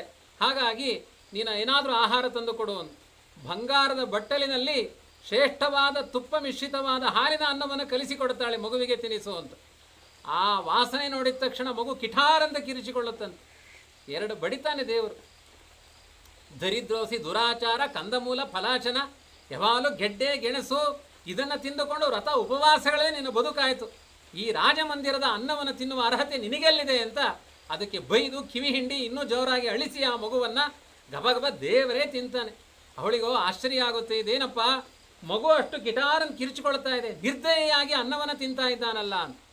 ಪರಮಾತ್ಮ ಹೇಳ್ತಾನೆ, ಧರಣಿದೇವಿ ಏನು ಕಂಗಾಲಾಗಬೇಡ, ನಾನು ತಿಂದ ಅನ್ನ ಅದಕ್ಕೆ ಹಾಲಾಗಿ ಪರಿಣಾಮ ಹೊಂದಿ ಆ ಮಗುವಿಗೆ ಸ್ತನ್ಯಪಾನ ಮಾಡಿಸ್ತೇನೆ, ಸಮಾಧಾನ ಹೊಂದುತ್ತೆ. ನನ್ನ ಹೊಟ್ಟೆಗೇ ಇಲ್ಲ ಆ ಮಗು, ಆದ್ರಿಂದ ತಿನ್ನಲಿಲ್ಲ. ಇಷ್ಟು ಮಾತ್ರ ಅಲ್ಲ, ಬ್ರಹ್ಮದೇವರು ಎಂಥ ಬಂಗಾರದ ಪಾತ್ರೆಯಲ್ಲಿ ವೈಭವದ ಪದಾರ್ಥಗಳನ್ನು ಹಾಕಿಕೊಟ್ರು ದೇವರಿಗೆ ಅನರ್ಪಿತವಾದದ್ದನ್ನು ಸ್ವೀಕಾರ ಮಾಡಲ್ಲ ಅನ್ನುವ ತತ್ವ ಇಲ್ಲಿದೆ. ಹಾಗಾಗಿ ಅವರು ಗಿಟಾರನ್ನು ಕಿರಿಚಿಕೊಂಡ್ರು. ಅಂದರೆ ದೇವರಿಗೆ ವೈಭವ ಇಲ್ಲದೆ ಇರುವ ಆರಾಧನೆಗಳೆಲ್ಲ ಅದು ಭಯಾನಕವಾಗಿದೆ ಎನ್ನುವ ಅರ್ಥದಲ್ಲಿ ಬ್ರಹ್ಮದೇವರ ರೋದನೆ ಇದೆ. ಅಂತೂ ಪರಮಾತ್ಮ ಅದನ್ನೆಲ್ಲ ಸ್ವೀಕಾರ ಮಾಡಿ ಬ್ರಹ್ಮದೇವರಿಗೆಲ್ಲ ಸಮಾಧಾನ ಮಾಡಿ ತಾನು ಒಂದು ಮರದಲ್ಲಿ, ಕೇರುವ ಮರ ಅದು ಪರಮ ಮಂಗಳ. ನಮ್ಮ ಮನೆಯ ಧಾನ್ಯಗಳನ್ನೆಲ್ಲ ಕೇರುವ ಮೊರಕ್ಕೆ ಒಮ್ಮೆ ತಾಗಿಸಿ ಆದರೂ ಆ ಪಾತ್ರೆಗೆ ಹಾಕಬೇಕು ಅಂತ ಹೇಳಿದ್ದಾರೆ. ಇಲ್ಲ, ನಾವು ಪ್ಯಾಕ್ ಆಗಿ ಬಂದಿದೆ, ಒಂದೇ ಕಲ್ಲು ಮಣ್ಣು ಏನೂ ಇಲ್ಲ ಅಂದರೆ ಇವತ್ತೆಲ್ಲ ಹಾಗೇ ಬರುತ್ತೆ. ಕಲ್ಲು ಮಣ್ಣಿಲ್ಲ ಅಂತ ಕೇರುವ ಮರದ ಪದ್ಧತಿಯೇ ಹೊರಟೋಗಿದೆ. ಶಾಸ್ತ್ರ ಹೇಳುತ್ತೆ, ಮೊರದಲ್ಲಿ ಹಾಕಿ ಅದನ್ನು ಅಡಿಗೆ ಮಾಡಿ ಲಕ್ಷ್ಮಿಯ ಸಾನ್ನಿಧ್ಯ ಬರುತ್ತೆ. ಅಟ್ಟಾದರೂ ಮಾಡಿ ಮೊರಕ್ಕೆ ತಾಗಿಸಿ, ಶಂಖಕ್ಕೆ ತಾಗಿಸಿದರೂ ಕೂಡ ಒಂದು ಫಲ ಇದೆ ಅಂತ ಹೇಳೋದಿಲ್ವೇ? ಅಷ್ಟು ಪಾವಿತ್ರ್ಯ ಆ ಮೊರದಲ್ಲಿ ಇದೆ. ಮುತ್ತಿನ ರಾಶಿಗಳನ್ನೇ ಹಾಕ್ತಾಳೆ, ದಂಡವನ್ನು ಕೊಡ್ತಾನೆ ಧರ್ಮದೇವಿಯಾಗಿ ಪರಮಾತ್ಮ. ಆ ದಂಡದಿಂದ ನಿನಗೆ ಮನಸ್ಸಿಗೆ ಬಂದ 3 ರಾಶಿಗಳಲ್ಲಿ ಮುಟ್ಟು, ಮಧ್ಯದ ರಾಶಿಯನ್ನೇ ಮುಟ್ಟುತ್ತಾಳೆ. ಮುಟ್ಟಿದ ಮೇಲೆ ಕೇಳಬೇಕಾ ಪರಮಾತ್ಮ, ಮೊದಲೇ ಸರ್ವಜ್ಞ ಶಿಖಾಮಣಿ ಅದರಲ್ಲಿಯೂ ನಿನ್ನೆ ನಡೆದ ಘಟನೆಯನ್ನು ಒಳ್ಳೆಯ ಅಲಂಕಾರವಾಗಿ ಹೇಳ್ತಾನೆ. ನಿನ್ನೆ ದಿನ ಪುಷ್ಪ ತರಲಿಕ್ಕೆ ನಿನ್ನ ಮಗಳನ್ನು ಕಳಿಸಿದ್ದಿ, ಹೌದಾ? ಅಲ್ಲಿಂದ ಶುರು. ಹೌದು. ಅಲ್ಲಿ ಅವಳು ಒಬ್ಬ ಸುಂದರ ಮನ್ಮಥನ ಜನಕನಾದ ಅತ್ಯಂತ ಸುಂದರನಾದ ಒಬ್ಬ ಮಗನನ್ನು ನೋಡಿದ್ದಾಳೆ. ಅವನನ್ನು ನೋಡಿದ ಮೇಲೆ ಇವಳು ಚಿತ್ತಾಕರ್ಷಣೆಗೆ ತುತ್ತಾಗಿದ್ದಾಳೆ. ಅವನಿಗೆ ಕೊಟ್ಟು ಮದುವೆ ಮಾಡುವ ತನಕ ಈ ರೋಗ ಪರಿಹಾರ ಆಗಲ್ಲ ಅಂತ, ಇದರಿಂದ ನಿನ್ನ ಕುಲ ವರ್ಧನ ಆಗುತ್ತೆ. ಅವನು ಸಾಮಾನ್ಯ ಅಲ್ಲ, ಅವನ ಕೈಯಲ್ಲಿ ಶಕ್ರಶಂಕ ಚಿಹ್ನೆಗಳಿದ್ದಾವೆ, ಭುವನಾಧಾರನಾಗಿದ್ದಾನೆ. ಇಂಥ ಅನೇಕ ಮಾತುಗಳನ್ನು ಪರಮಾತ್ಮ ಹೇಳಿದ ಮೇಲೆ ಆಶ್ಚರ್ಯಪಡುತ್ತಾಳೆ ಧರಣಿದೇವಿ. ಪದ್ಮಾವತಿ ಹತ್ರ ಹೋಗಿ ಕೇಳಿದರೆ ಆಗಲೇ ಅವಳಿಗೆ ಅರ್ಧ ಜ್ವರ ಪರಿಹಾರ ಆಗಿ ಹೋಗಿತ್ತಂತೆ. ಎಷ್ಟು ಸರಿಯಾದ ಜ್ಯೋತಿಷ್ಯ! ಅವಳಿಗೆ ಗೊತ್ತಿರಿ ನನ್ನ ಗಂಡನೇ ಬಂದು. ಇದರ ತಾತ್ಪರ್ಯ ಅರ್ಥ ಏನು? ಕಲಿಯುಗದಲ್ಲಿ ದೇವರ ಆರಾಧನೆಯನ್ನು ಭಕ್ತರು ಸರಿಯಾಗಿ ಮಾಡೋದಿಲ್ಲ. ಪರಮಾತ್ಮನೇ ತನ್ನ ಕಲ್ಯಾಣವನ್ನು ತಾನೇ ಮಾಡಿಕೊಂಡ. ಇವತ್ತು ನಮ್ಮ ದೇವರ ಪೂಜೆಯ ಆರಂಭದ ಮಂತ್ರವೇ ಅದು. ಏನಂತ? ನ ಋತೆ ತ್ವತ್ಕ್ರಿಯತೆ ಗಣಾನಾಂ ತ್ವಾ ಗಣಪಾತಿಂ ಹವಾಮಹೇ ಕವಿಂ ಕಾವೀನಾಮುಪವಶ್ರಾವಸ್ತಮಂ ಜ್ಯೇಷ್ಠರಾಜಂ ಬ್ರಹ್ಮಾಣಾಂ ಬ್ರಹ್ಮಣಸ್ಪತ. ಹೀಗೆ ಎಲ್ಲ ನೀನು ಜ್ಯೇಷ್ಠರಾಜ ಜಗತ್ತಿಗೆ ಸ್ವಾಮಿಯಾಗಿದೆ. ನಿನ್ನ ಆರಾಧನೆಗೆ ನಾನು ತವಕ ಮುಂದೆ ಹೊರೆದಿದ್ದೇನೆ. ಆದರೆ ನ ಋತೆ ತ್ವತ್ಕ್ರಿಯತೆ ಕಿಂಚನಾರೇ ಮಹಾಮಘವನ್ ಚಿತ್ರಮರ್ಚ. ನಿನ್ನ ಆರಾಧನೆ ಮಾಡುವ ಅರ್ಹತೆ ಇಲ್ಲ. ನೀನೇ ನನ್ನ ಬಿಂಬರೂಪಿಯಾಗಿ ಬಂದು ಕುಳಿತು ನನ್ನ ಮನಸ್ಸಿನ ಪ್ರಣವಗಳನ್ನೆಲ್ಲ ಮಾಡಿ ನಿನ್ನ ಕಡೆ ಮನಸ್ಸು ಹರಿಯುವಂತೆ ಮಾಡಿ ನಿನ್ನ ಆರಾಧನೆಯನ್ನು ನೀನೇ ಮಾಡಿಸಿಕೋ ದೇವ ಅನ್ನುವ ವೇದ ಮಂತ್ರದ ಪ್ರಾರ್ಥನೆಗೆ ಒಂದು ಪ್ರಾತ್ಯಕ್ಷಿಕೆಯಾಗಿ ಪರಮಾತ್ಮ ತನ್ನ ಕಲ್ಯಾಣವನ್ನು ತಾನೇ ಮಾಡಿಕೊಳ್ತಾ ಇದ್ದಾನೆ ಎನ್ನುವುದು ಮುಖ್ಯ ತಾತ್ಪರ್ಯ. ಕಲಿಯುಗದ ಧರ್ಮ ಹೀಗಾಗಿದೆ. ತ್ರೇತಾಯುಗದಷ್ಟು ಭಾವುಕರು ಈ ಕಲಿಯುಗದಲ್ಲಿಲ್ಲ. ಅಲ್ಪವಾದ ವಿಚಾರ, ಅಲ್ಪವಾದ ಪರಿಶ್ರಮ, ಸ್ವಲ್ಪ ದೇವರ ಪೂಜೆ ಮಾಡಲಿಕ್ಕೆ ಮಹತ್ತಾದವಾದ ಭಾವನೆಗಳು ಬಹಳ ಕಷ್ಟ ಅಂತ ಭಾವಿಸುವಂತಹ ಮನೋಭೂಮಿಕೆ. ಈ ರೀತಿಯಾಗಿ ಪರಮಾತ್ಮ ತನ್ನ ಕಲ್ಯಾಣವನ್ನು ತಾನೇ ಮಾಡಿಕೊಳ್ಳಬೇಕು ಅಂತ ನಿಶ್ಚಯ ಮಾಡಿಕೊಂಡು ಎಲ್ಲ ಜಗದೀಶ ಚೇಷ್ಟ, ಇದೆಲ್ಲ ಪರಮಾತ್ಮನ ಚೇಷ್ಟೆಗಳು ಎಲ್ಲ ನಿಶ್ಚಯ ಮಾಡಿದ. ಅವಳು ಹೇಳಿದರು, ಅವನು ಯಾರು ಪುರುಷ ಅಂತ ಗೊತ್ತಿಲ್ಲ, ಅವನಿಗೆ ಕನ್ಯಾದಾನ ಮಾಡೋದು ಹೇಗೆ? ಏನು ಚಿಂತೆ ಮಾಡಬೇಡಿ, ಇನ್ನೊಂದು 20 ನಿಮಿಷದಲ್ಲಿ ಒಬ್ಬಳು ಹೆಣ್ಮಗಳು ಪ್ರತಿನಿಧಿಯಾಗಿ ಬರ್ತಾಳೆ, ಅವಳ ಮೂಲಕ ಎಲ್ಲ ಕೆಲಸವನ್ನು ಸಾರಿಸಿಕೊಳ್ಳಿ ಅಂತ ಹೇಳಿ ಪರಮಾತ್ಮ ತಾನು ಅಲ್ಲಿಂದ ಅದೃಶ್ಯನಾಗಿ ಹೋಗಿದ್ದಾನೆ. 20 ನಿಮಿಷಕ್ಕೆ ಸರಿಯಾಗಿ ಬಕುಳಾದೇವಿ ಮೊದಲು ಹೊರಟಿರೋವಳು, ಆಮೇಲೆ ಬಂದಿದ್ದಾಳೆ ಬಕುಳಾದೇವಿ. ಅವಳು ಬಂದ ತಕ್ಷಣ ಆಶ್ಚರ್ಯವಾಗುತ್ತೆ. ಎಲ್ಲರೂ ಬಹಳ ಆದರದಿಂದ ಸ್ವಾಗತ ಮಾಡ್ತಾರೆ.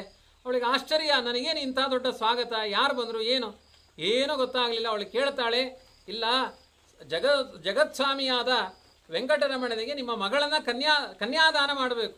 ಆದ್ದರಿಂದ ಕನ್ಯಾದಾನ ಮುಖ್ಯ ಕಾರ್ಯ, ಕನ್ಯೆಯೇ ಮುಖ್ಯ ನಮಗೆ ಕಾರ್ಯ ಆಗಿದೆ, ಅವಳನ್ನು ನೀವು ದಾನ ಮಾಡಬೇಕಾಗಿದೆ ಅಂತ ಆ ಬಕುಳಾದೇವಿ ಕೇಳಿಕೊಳ್ತಾಳೆ. ಅವನು ಯಾರು, ಏನು, ಕುಲ ಏನು, ಆಚಾರ ಏನು ಅದನ್ನೆಲ್ಲ ಕೇಳಿದಾಗ ಎಲ್ಲವನ್ನೂ ಹೇಳ್ತಾಳೆ. ಆದರೆ ಒಂದು ಸಂಗತಿ ಏನು ಅಂದರೆ, ಅವನಿಗಿದು 2ನೇ ವಿವಾಹ. ಒಂದು ವಿವಾಹ ಆಗಿದೆ, ರುಕ್ಮಿಣಿ ಕಲ್ಯಾಣ ಅಂತ.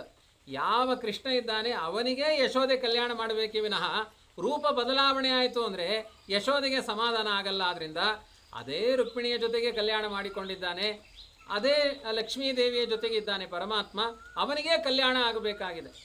ಅದಕ್ಕೆ ಕೇಳ್ತಾಳೆ, ಯಾಕೆ ಅವಳ ಜೊತೆಗೆ ಬದುಕ್ತಾ ಇಲ್ವಾ ಅಂದರೆ, ಏನೋ ಇಲ್ಲ, ಏನೋ ಫ್ಯಾಮಿಲಿ ಪ್ರಾಬ್ಲಮ್, ಸ್ವಲ್ಪ ಸಮಯದ ವಿಯೋಗ ಅಷ್ಟೇ, ಮತ್ತು ಅವಳು ಬರ್ಬೋದು, ಆದರೂ ಕೂಡ ಅವನು ಮದುವೆ ಆಗಲಿಕ್ಕೆ ತಯಾರಾಗಿದ್ದಾನೆ. 25 ವರ್ಷದ ತರುಣ, ವಿವಾಹ 25 ವರ್ಷ ಆದರೂ ವಿವಾಹ ಯಾಕೆ ಆಗಲಿಲ್ಲ ಅಂತ ಕೇಳಿದಾಗ ಈ ಸಂಗತಿಯನ್ನು ಹೇಳ್ತಾರೆ. ಇದರ ಅರ್ಥ ಏನು? ಕಲಿಯುಗದಲ್ಲಿಯೂ ಕೂಡ ಏನೋ ಸ್ವಲ್ಪ ಅಲ್ಪ ದೋಷಗಳಿದ್ರೆ ಅದನ್ನು ಹೆಚ್ಚಾಗಿ ಪರಿಗಣಿಸದೆ ಅವನಲ್ಲಿರುವ ಸದ್ಗುಣಗಳಿಗೆ ಕನ್ಯಾದಾನ ಮಾಡಿ ಎನ್ನುವ ತಾತ್ಪರ್ಯದಿಂದ ಇಂಥ ಮಾತುಗಳನ್ನು ಬಕುಲಾದೇವಿ ಆಡ್ತಾಳೆ. ಧರಣಿದೇವಿ ಸಂಭ್ರಮದಿಂದ ಆಕಾಶರಾಜನ ಮುಂದೆ ಹೇಳಿದಾಗ, ತ್ರೈಲೋಕ್ಯಾಧಿಪತಿಯಾದ ಪರಮಾತ್ಮನಿಗೆ ಕನ್ಯಾದಾನ ಮಾಡೋದು ನನ್ನ ಜನ್ಮಾಂತರದ ಭಾಗ್ಯ ಅಂತ ಭಾವಿಸ್ತಾನೆ ಆಕಾಶರಾಜ. ಯಾಕೆ ಅಂದರೆ, ಅನೇಕ ಜನ್ಮಗಳಲ್ಲಿ ಸತ್ಕರ್ಮವನ್ನು ಆಚರಣೆ ಮಾಡಿದ ಮಾಧವ ಬ್ರಾಹ್ಮಣ ಯಾವುದೋ ಪ್ರಾರಬ್ಧದಿಂದ ತನ್ನ ದುಃಖವನ್ನೆಲ್ಲ ನೀಗಿಸಿಕೊಂಡಿದ್ದಾನೆ. ಅವನ ಮನಸ್ಸು ದೇವರಿಗೆ ಅಭಿಮುಖವಾಗಿದೆ ಯಾವತ್ತು. ಹಾಗಾಗಿ ಅಂತಹ ಮಹತ್ ಸಂಕಲ್ಪವನ್ನು ಮಾಡಿ ಬೃಹಸ್ಪತ್ಯಾಚಾರ್ಯರನ್ನೇ ಕರೆದು ತರಬೇಕು ಅಂತ ಸಂಕಲ್ಪ ಮಾಡ್ತಾನೆ. ಬೃಹಸ್ಪತ್ಯಾಚಾರ್ಯ ಹೇಳ್ತಾರೆ, ಅದ್ಯಮೇ ಸಫಲಂ ಜನ್ಮ, ನನ್ನ ಜನ್ಮ ಇವತ್ತು ಸಾರ್ಥಕವಾಗಿದೆ, ಇಂಥ ಒಂದು ಕಲ್ಯಾಣ ಮಾಡುವ ಯೋಗ ನನ್ನ ಜೀವನದಲ್ಲಿ ಬಂದಿದೆ ಅಂತ ಸಂಭ್ರಮದಿಂದ ಬೃಹಸ್ಪತ್ಯಾಚಾರ್ಯ ಬಂದು ಹೇಳ್ತಾರೆ, ಇಲ್ಲ ನನಗೆ ಈ ಕಲ್ಯಾಣ ಮಾಡುವ ಅರ್ಹತೆ ಇಲ್ಲ, ಶುಕಾಚಾರ್ಯನ ಕರೆಯೋಣ ಅಂತ. ಆಮೇಲೆ ತೋಂಡಮಾನದ ಮೂಲಕ ಶುಕಾಚಾರ್ಯನ ಕರೆದ್ರೆ ಅವರು ಹುರ್ರೇನು ಕುಣಿತಾರಂತೆ. ಅವರ ಕೈಯಲ್ಲಿ ಭಿನತ್ ಕಮಂಡಲಂ, ಅವರ ಕೈಯಲ್ಲಿರುವ ಕಮಂಡಲವನ್ನು ಪುಡಿ ಪುಡಿ ಮಾಡ್ತಾರಂತೆ, ಅಕ್ಷಮಾಲೆಯನ್ನೆಲ್ಲ ತುಂಡು ಮಾಡ್ತಾರೆ. ಅಷ್ಟು ಸಂತೋಷ ಉದ್ರೇಕ ಆಗಿ ತಮ್ಮಲ್ಲಿರುವ ವಸ್ತ್ರಾಭರಣಗಳನ್ನೆಲ್ಲ ಹುರ್ರೇ ಅಂತ ತುಂಡು ಮಾಡಿ ನರ್ತನ ಮಾಡ್ತಾರಂತೆ. ಪರಮಾತ್ಮನಿಗೆ ಕಲ್ಯಾಣಕ್ಕೆ ನನ್ನನ್ನು ಸಂಯೋಜನೆ ಮಾಡಿಕೊಳ್ತಾ ಇದ್ದಾನೆ ಆಕಾಶರಾಜ ಅಂತ.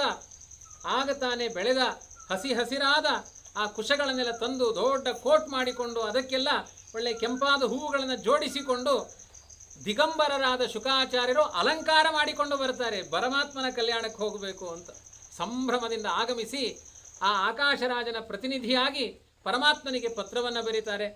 ಆ ಪರಮಾತ್ಮನ ಪ್ರತಿನಿಧಿಯಾಗಿ ಆಕಾಶರಾಜನಿಗೆ ಪತ್ರವನ್ನು ಬರೆದು ಪರಮಾತ್ಮ ಮತ್ತು ಆ ಆಕಾಶರಾಜನ ಮಗಳಾದ ಪದ್ಮಾವತಿಗೆ ಕಲ್ಯಾಣವನ್ನು ಮಾಡಲಿಕ್ಕೆ ಮಾಧ್ಯಸ್ಥಿಕೆಯನ್ನು ವಹಿಸಿದವರು ಶುಕಮುನಿಗಳು.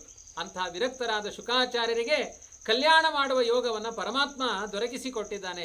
ಇದೆಲ್ಲ ನಮಗೂ ಆದರ್ಶ.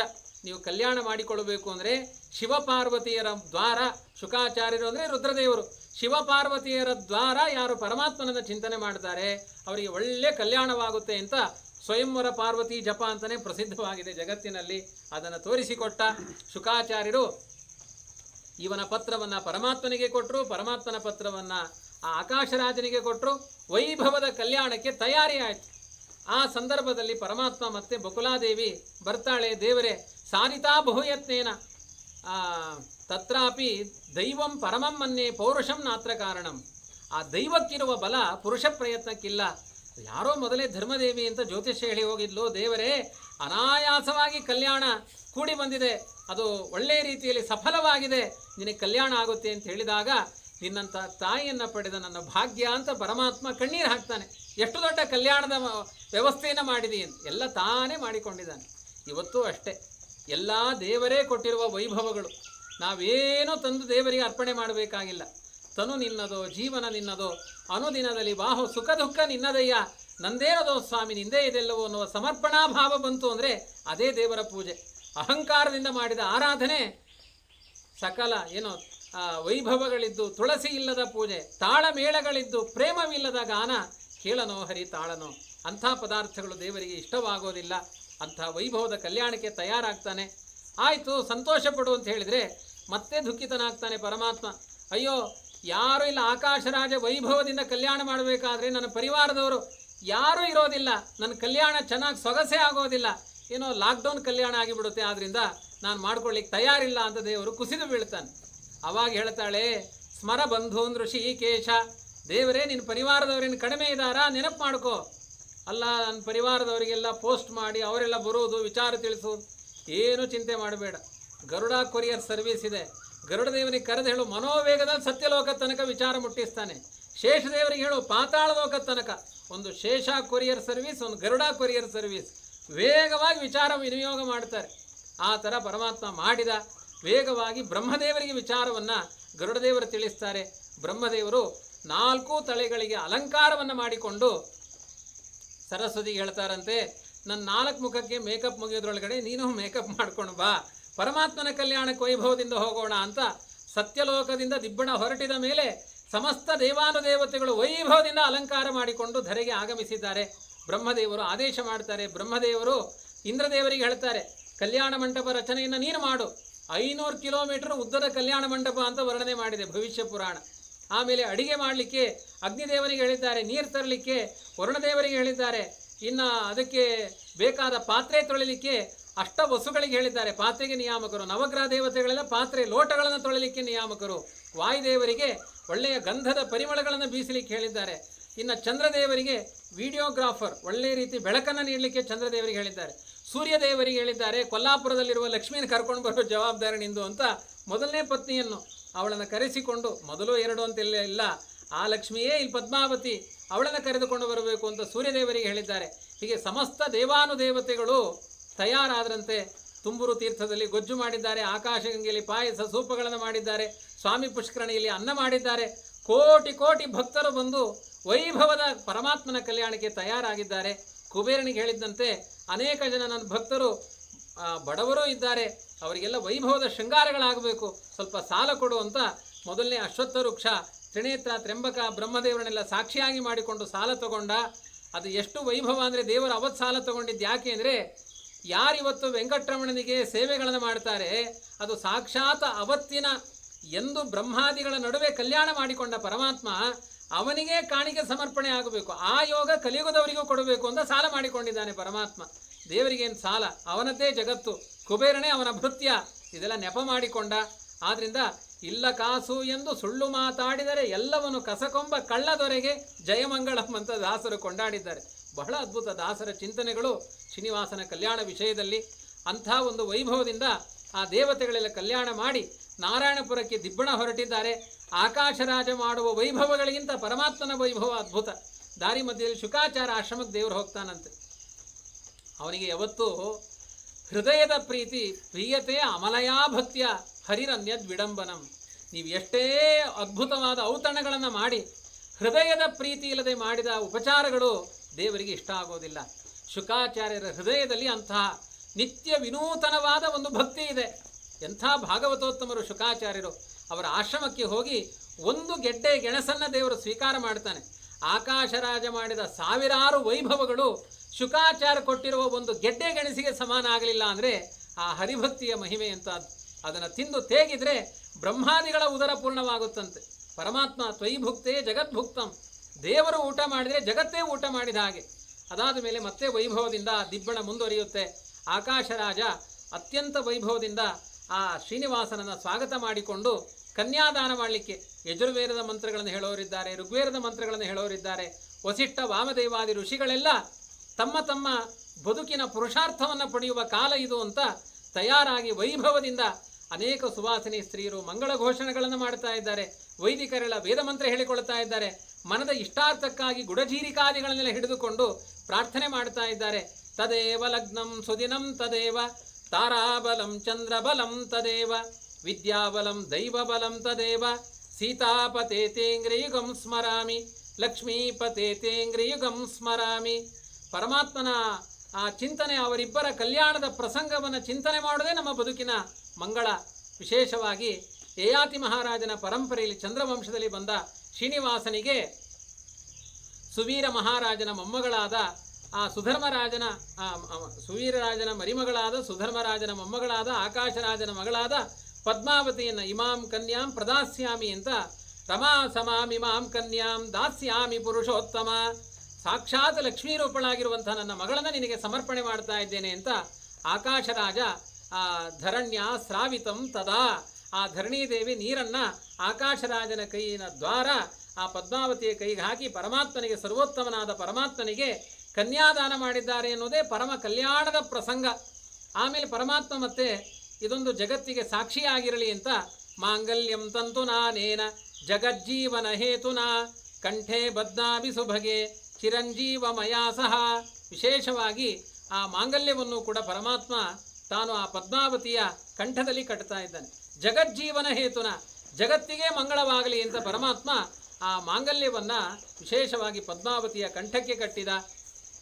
ನಾವೆಲ್ಲ ನಮ್ಮ ಸ್ವಾರ್ಥಕ್ಕೆ ಆ ಮಾಂಗಲ್ಯವನ್ನು ಧಾರಣೆ ಮಾಡಿದರೆ ಪರಮಾತ್ಮ ಜಗತ್ತಿನ ಕಲ್ಯಾಣಕ್ಕಾಗಿ ಅಂತಹ ಮಾಂಗಲ್ಯವನ್ನು ಆ ಪದ್ಮಾವತಿಯ ಕಂಠಕ್ಕೆ ಕಟ್ಟಿ ಜಗತ್ತಿಗೆ ಮಂಗಳ ಆಗುವಂತೆ ಮಾಡಿದ ಪರಮಪುರುಷ ಸರ್ವೋತ್ತಮನಾದ ಪರಮಾತ್ಮ. ಅಂತಹ ಪರಮಾತ್ಮನ ಆ ಕಲ್ಯಾಣದ ಅಭಿವೃದ್ಧಿ ಏನು ಅಂದರೆ, ಶ್ರೀನಿವಾಸ ಕಲ್ಯಾಣ ಎಲ್ಲ ವೈಭವದಿಂದ ಮುಗಿದ ಮೇಲೆ ಆ ಕಲ್ಯಾಣಕ್ಕೆ ಆ ಗತಿಯಲ್ಲಿ ಹೀನರಾಗಿರುವಂತಹ ರಾಕ್ಷಸರು, ಪಿಶಾಚಿಗಳು, ಕ್ರೂರ ಮೃಗಗಳು ಎಲ್ಲ ಬಂದು ಆ ಉಚ್ಚಿಷ್ಟವನ್ನು ಅವರೆಲ್ಲ ತಿಂದು ಉಂಡ ಎಂಜಲೆಲೆಯ ಆ ಪ್ರಸಾದವನ್ನು ತಿಂದು ಹೋಗಿದ್ದಕ್ಕೆ, ಅವರ ಎಂಜಲನ್ನು, ಹರಿಭಕ್ತರ ಎಂಜಲನ್ನು ತಿಂದು ಹೋದ ಅನೇಕ ರಾಕ್ಷಸ ಯೋನಿಗಳು, ಪಿಶಾಚ ಯೋನಿಗಳು, ಅನಂತ ಮೂರ್ಖ ಯೋನಿಗಳಲ್ಲಿ ಹುಟ್ಟಿದವರೆಲ್ಲ ತಮ್ಮ ಪಾಪವನ್ನು ಪರಿಹಾರ ಮಾಡಿಕೊಂಡಿದ್ದಾರಂತೆ. ಅಂಥ ಮಹಾಮಹಿಮೆ ಆ ಪರಮಾತ್ಮನ ಕಲ್ಯಾಣದಲ್ಲಿ ಅಡಕವಾಗಿದೆ. ಅಂಥ ದಯಾಮಯನಾದ ಪರಮಾತ್ಮ ಕಲಿಯುಗದಲ್ಲಿರುವ ಭಕ್ತರಿಗೆಲ್ಲ ದೃಷ್ಟ್ವಾ ದಿಶಿ ದಿಶಿ ಸ್ವೀಯಾನ್ ದಯಯಾ ಪಾಲಯನ್ನಿವ ವರ್ತತೆ ವಿಶ್ವತಶ್ಚಕ್ಷು ವೆಂಕಟೇ ವೆಂಕಟೇಶ್ವರ. ಬೆಟ್ಟದ ಮೇಲೆ ಕೂತಿದ್ದಾನಂತೆ ದೇವರು. ಯಾಕೆ? ಕಲಿಯುಗದಲ್ಲಿ ಭಕ್ತರೆಲ್ಲ ತನ್ನಿಂದ ಸ್ವಲ್ಪ ದೂರ ಹೋಗಿದ್ದಾರೆ, ಅವರನ್ನೆಲ್ಲ ತನ್ನ ಕಡೆ ಚಿತ್ತಾಕರ್ಷಣೆ ಮಾಡಬೇಕು. ಅದಕ್ಕೆ ಹಸುಗಳೆಲ್ಲ ತಪ್ಪಿಸಿಕೊಂಡು ಹೋದಾಗ ಗೋಪಾಲಕನಾದವನು ಮರ ಹತ್ತಿ ನೋಡ್ತಾನಂತೆ, ನನ್ನ ಮನೆಯ ಹಸು ಎಲ್ಲಿದೆ ಅಂತ. ಹಾಗೆ ಪರಮಾತ್ಮ ಬೆಟ್ಟದ ಮೇಲೆ ಕುಳಿತು ಎಲ್ಲೆಲ್ಲಿ ಭಕ್ತರಿದ್ದಾರೆ, ಬೆಂಗಳೂರು, ಮೈಸೂರು, ಚೆನ್ನೈಯೋ, ಹೈದರಾಬಾದು, ಯಾವ ದೇಶ ವಿದೇಶಗಳಲ್ಲಿರುವ ಎಲ್ಲ ಭಕ್ತರನ್ನು ಭಗವಂತ ನಿಗರಿ ನೋಡ್ತಾ ಇದ್ದಾನಂತೆ, ಅವ್ರನ್ನ ಅನುಗ್ರಹ ಮಾಡಬೇಕು ಅಂತ. ವಿಶ್ವದಶ್ಚಕ್ಷುವಾಗಿ ಜಗತ್ತಿಗೆ ತನ್ನ ದೃಷ್ಟಿಯಿಂದ ಮಂಗಳ ಮಾಡ್ತಾ ಇದ್ದಾನೆ ಪರಮಾತ್ಮ ಅಂತ. ಅಂತಹ ಶ್ರೇಷ್ಠವಾದ ಪರಮಾತ್ಮನ ಒಂದು ಕಲ್ಯಾಣದ ಮಹಿಮೆಯನ್ನು ಭವಿಷ್ಯೋತ್ತರ ಪುರಾಣದಲ್ಲಿ ರಮಣೀಯವಾಗಿ ಹೇಳಿದ್ದಾರೆ. ನಮ್ಮದು ಕಾಲ ಅಲ್ಪ, ಸ್ವಲ್ಪ ಸಮಯದಲ್ಲಿ ನಮ್ಮ ನರಹರಿ ಸುಮಧ್ವ ಅಂತ ಬಹಳ ಪ್ರಸಿದ್ಧ ಆಗಿದ್ದಾರೆ. ಅತ್ಯಂತ ಸಾಧಕರು. ಅವರ ತಂದೆ ರಾಮಚಂದ್ರಾಯರು, ಅವರಿಗೂ ನಮಗೆಲ್ಲ ನಮ್ಮ ತಂದೆಯ ಕಾಲದಿಂದ ಅವರಿಗೆ ಆತ್ಮೀಯತೆ. ಅನೇಕ ಸಜ್ಜನರಿಗೆ ಈ ಮಾಧ್ಯಮಗಳ ಮೂಲಕ ತುಂಬ ದೊಡ್ಡ ಉಪಕಾರವನ್ನು ಮಾಡ್ತಾ ಇದ್ದಾರೆ. ಇಲ್ಲಿ ನಾನು ಹಳ್ಳಿಯ ಪ್ರದೇಶದಲ್ಲಿ ಇದ್ದೇನೆ, ಇಲ್ಲಿ ನೆಟ್ವರ್ಕ್ ಎಲ್ಲ ಇಲ್ಲ, ಏನಾದರೂ ಮಾಡಿ ಒಂದು ಶ್ರೀನಿವಾಸನ ಕಲ್ಯಾಣದ ಕಥೆಯನ್ನು ನೀವು ಹೇಳಿ ಅಂತ ಪ್ರತಿ ವರ್ಷ ಶ್ರೀನಿವಾಸ ಕಲ್ಯಾಣ 10 ದಿನ ಹೇಳ್ತಾ ಇದ್ದೆ. ಈ ವರ್ಷ ಆಗಲಿಲ್ಲ ಅಂತ ಭಾವಿಸಿದೆ. ಪರಮಾತ್ಮ ಹೀಗೆ ಅನುಗ್ರಹ ಮಾಡಿದ್ದಾನೆ ಅಂತ ಭಾವಿಸಿಕೊಳ್ತೇನೆ. ಯಾರ್ಯಾರು ಇದನ್ನು ಶ್ರವಣ ಮಾಡಿದ್ದೀರಿ, ನಮ್ಮ ವಿಶ್ವದ ರೋಗ ಪರಿಹಾರ ಆಗಬೇಕಾಗಿದೆ. ಈ ಕಲ್ಯಾಣದ ಚಿಂತನೆಯಿಂದ ರೋಗ ಮುಕ್ತವಾಗಲಿ ವಿಶ್ವ. ಅದರ ಜೊತೆಗೆ ಸಜ್ಜನರೆಲ್ಲ ಧರ್ಮಪರಾಯಣರಾಗಿ ಮತ್ತು ಭಗವಂತನ ಸೇವೆ, ದೇವರ ಸಂಭ್ರಮದ ಸತ್ಕರ್ಮಗಳನ್ನು ಮಾಡುವಂತಹ ಯೋಗ ನಮ್ಮ ಈ ವೈಷ್ಣವ ಜನ್ಮದಲ್ಲಿ ಪುನಃ ಒದಗಿ ಬರಲಿ ಅಂತ ಆಯೋಜಕರಿಗೆ, ಶ್ರವಣ ಮಾಡಿದ ನಿಮ್ಮೆಲ್ಲರಿಗೆ, ಹೇಳಿದವರಿಗೆ ಕೇಳಿದವರಿಗೆಲ್ಲ ಭಗವಂತ ಸನ್ಮಂಗಳ ಉಂಟು ಮಾಡಲಿ ಅಂತ ಪುನಃ ಪ್ರಾರ್ಥನೆ ಮಾಡಿ ನನ್ನ ಮಾತನ್ನು ಮುಗಿಸ್ತಾ ಇದ್ದೇನೆ. ಹರಯೇ ನಮಃ. ಶ್ರೀಕೃಷ್ಣಾರ್ಪಣಮಸ್ತು. ಹರೇ ಹರೇ ಮೇ ಹರ ಪಾತಕಾನಿ, ಹರೇ ಹರೇ ಮೇ ಕುರು ಮಂಗಳಾನಿ, ಹರೇ ಹರೇ ಮೇ ತವ ದೇಹಿ ದಾಸ್ಯಂ, ಹರೇ ಹರೇ ಮೇ ತ್ವಯಿ ಭಕ್ತಿರಸ್ತು. ಹರಯೇ ನಮಃ. ಕುರವೇ ನಮಃ.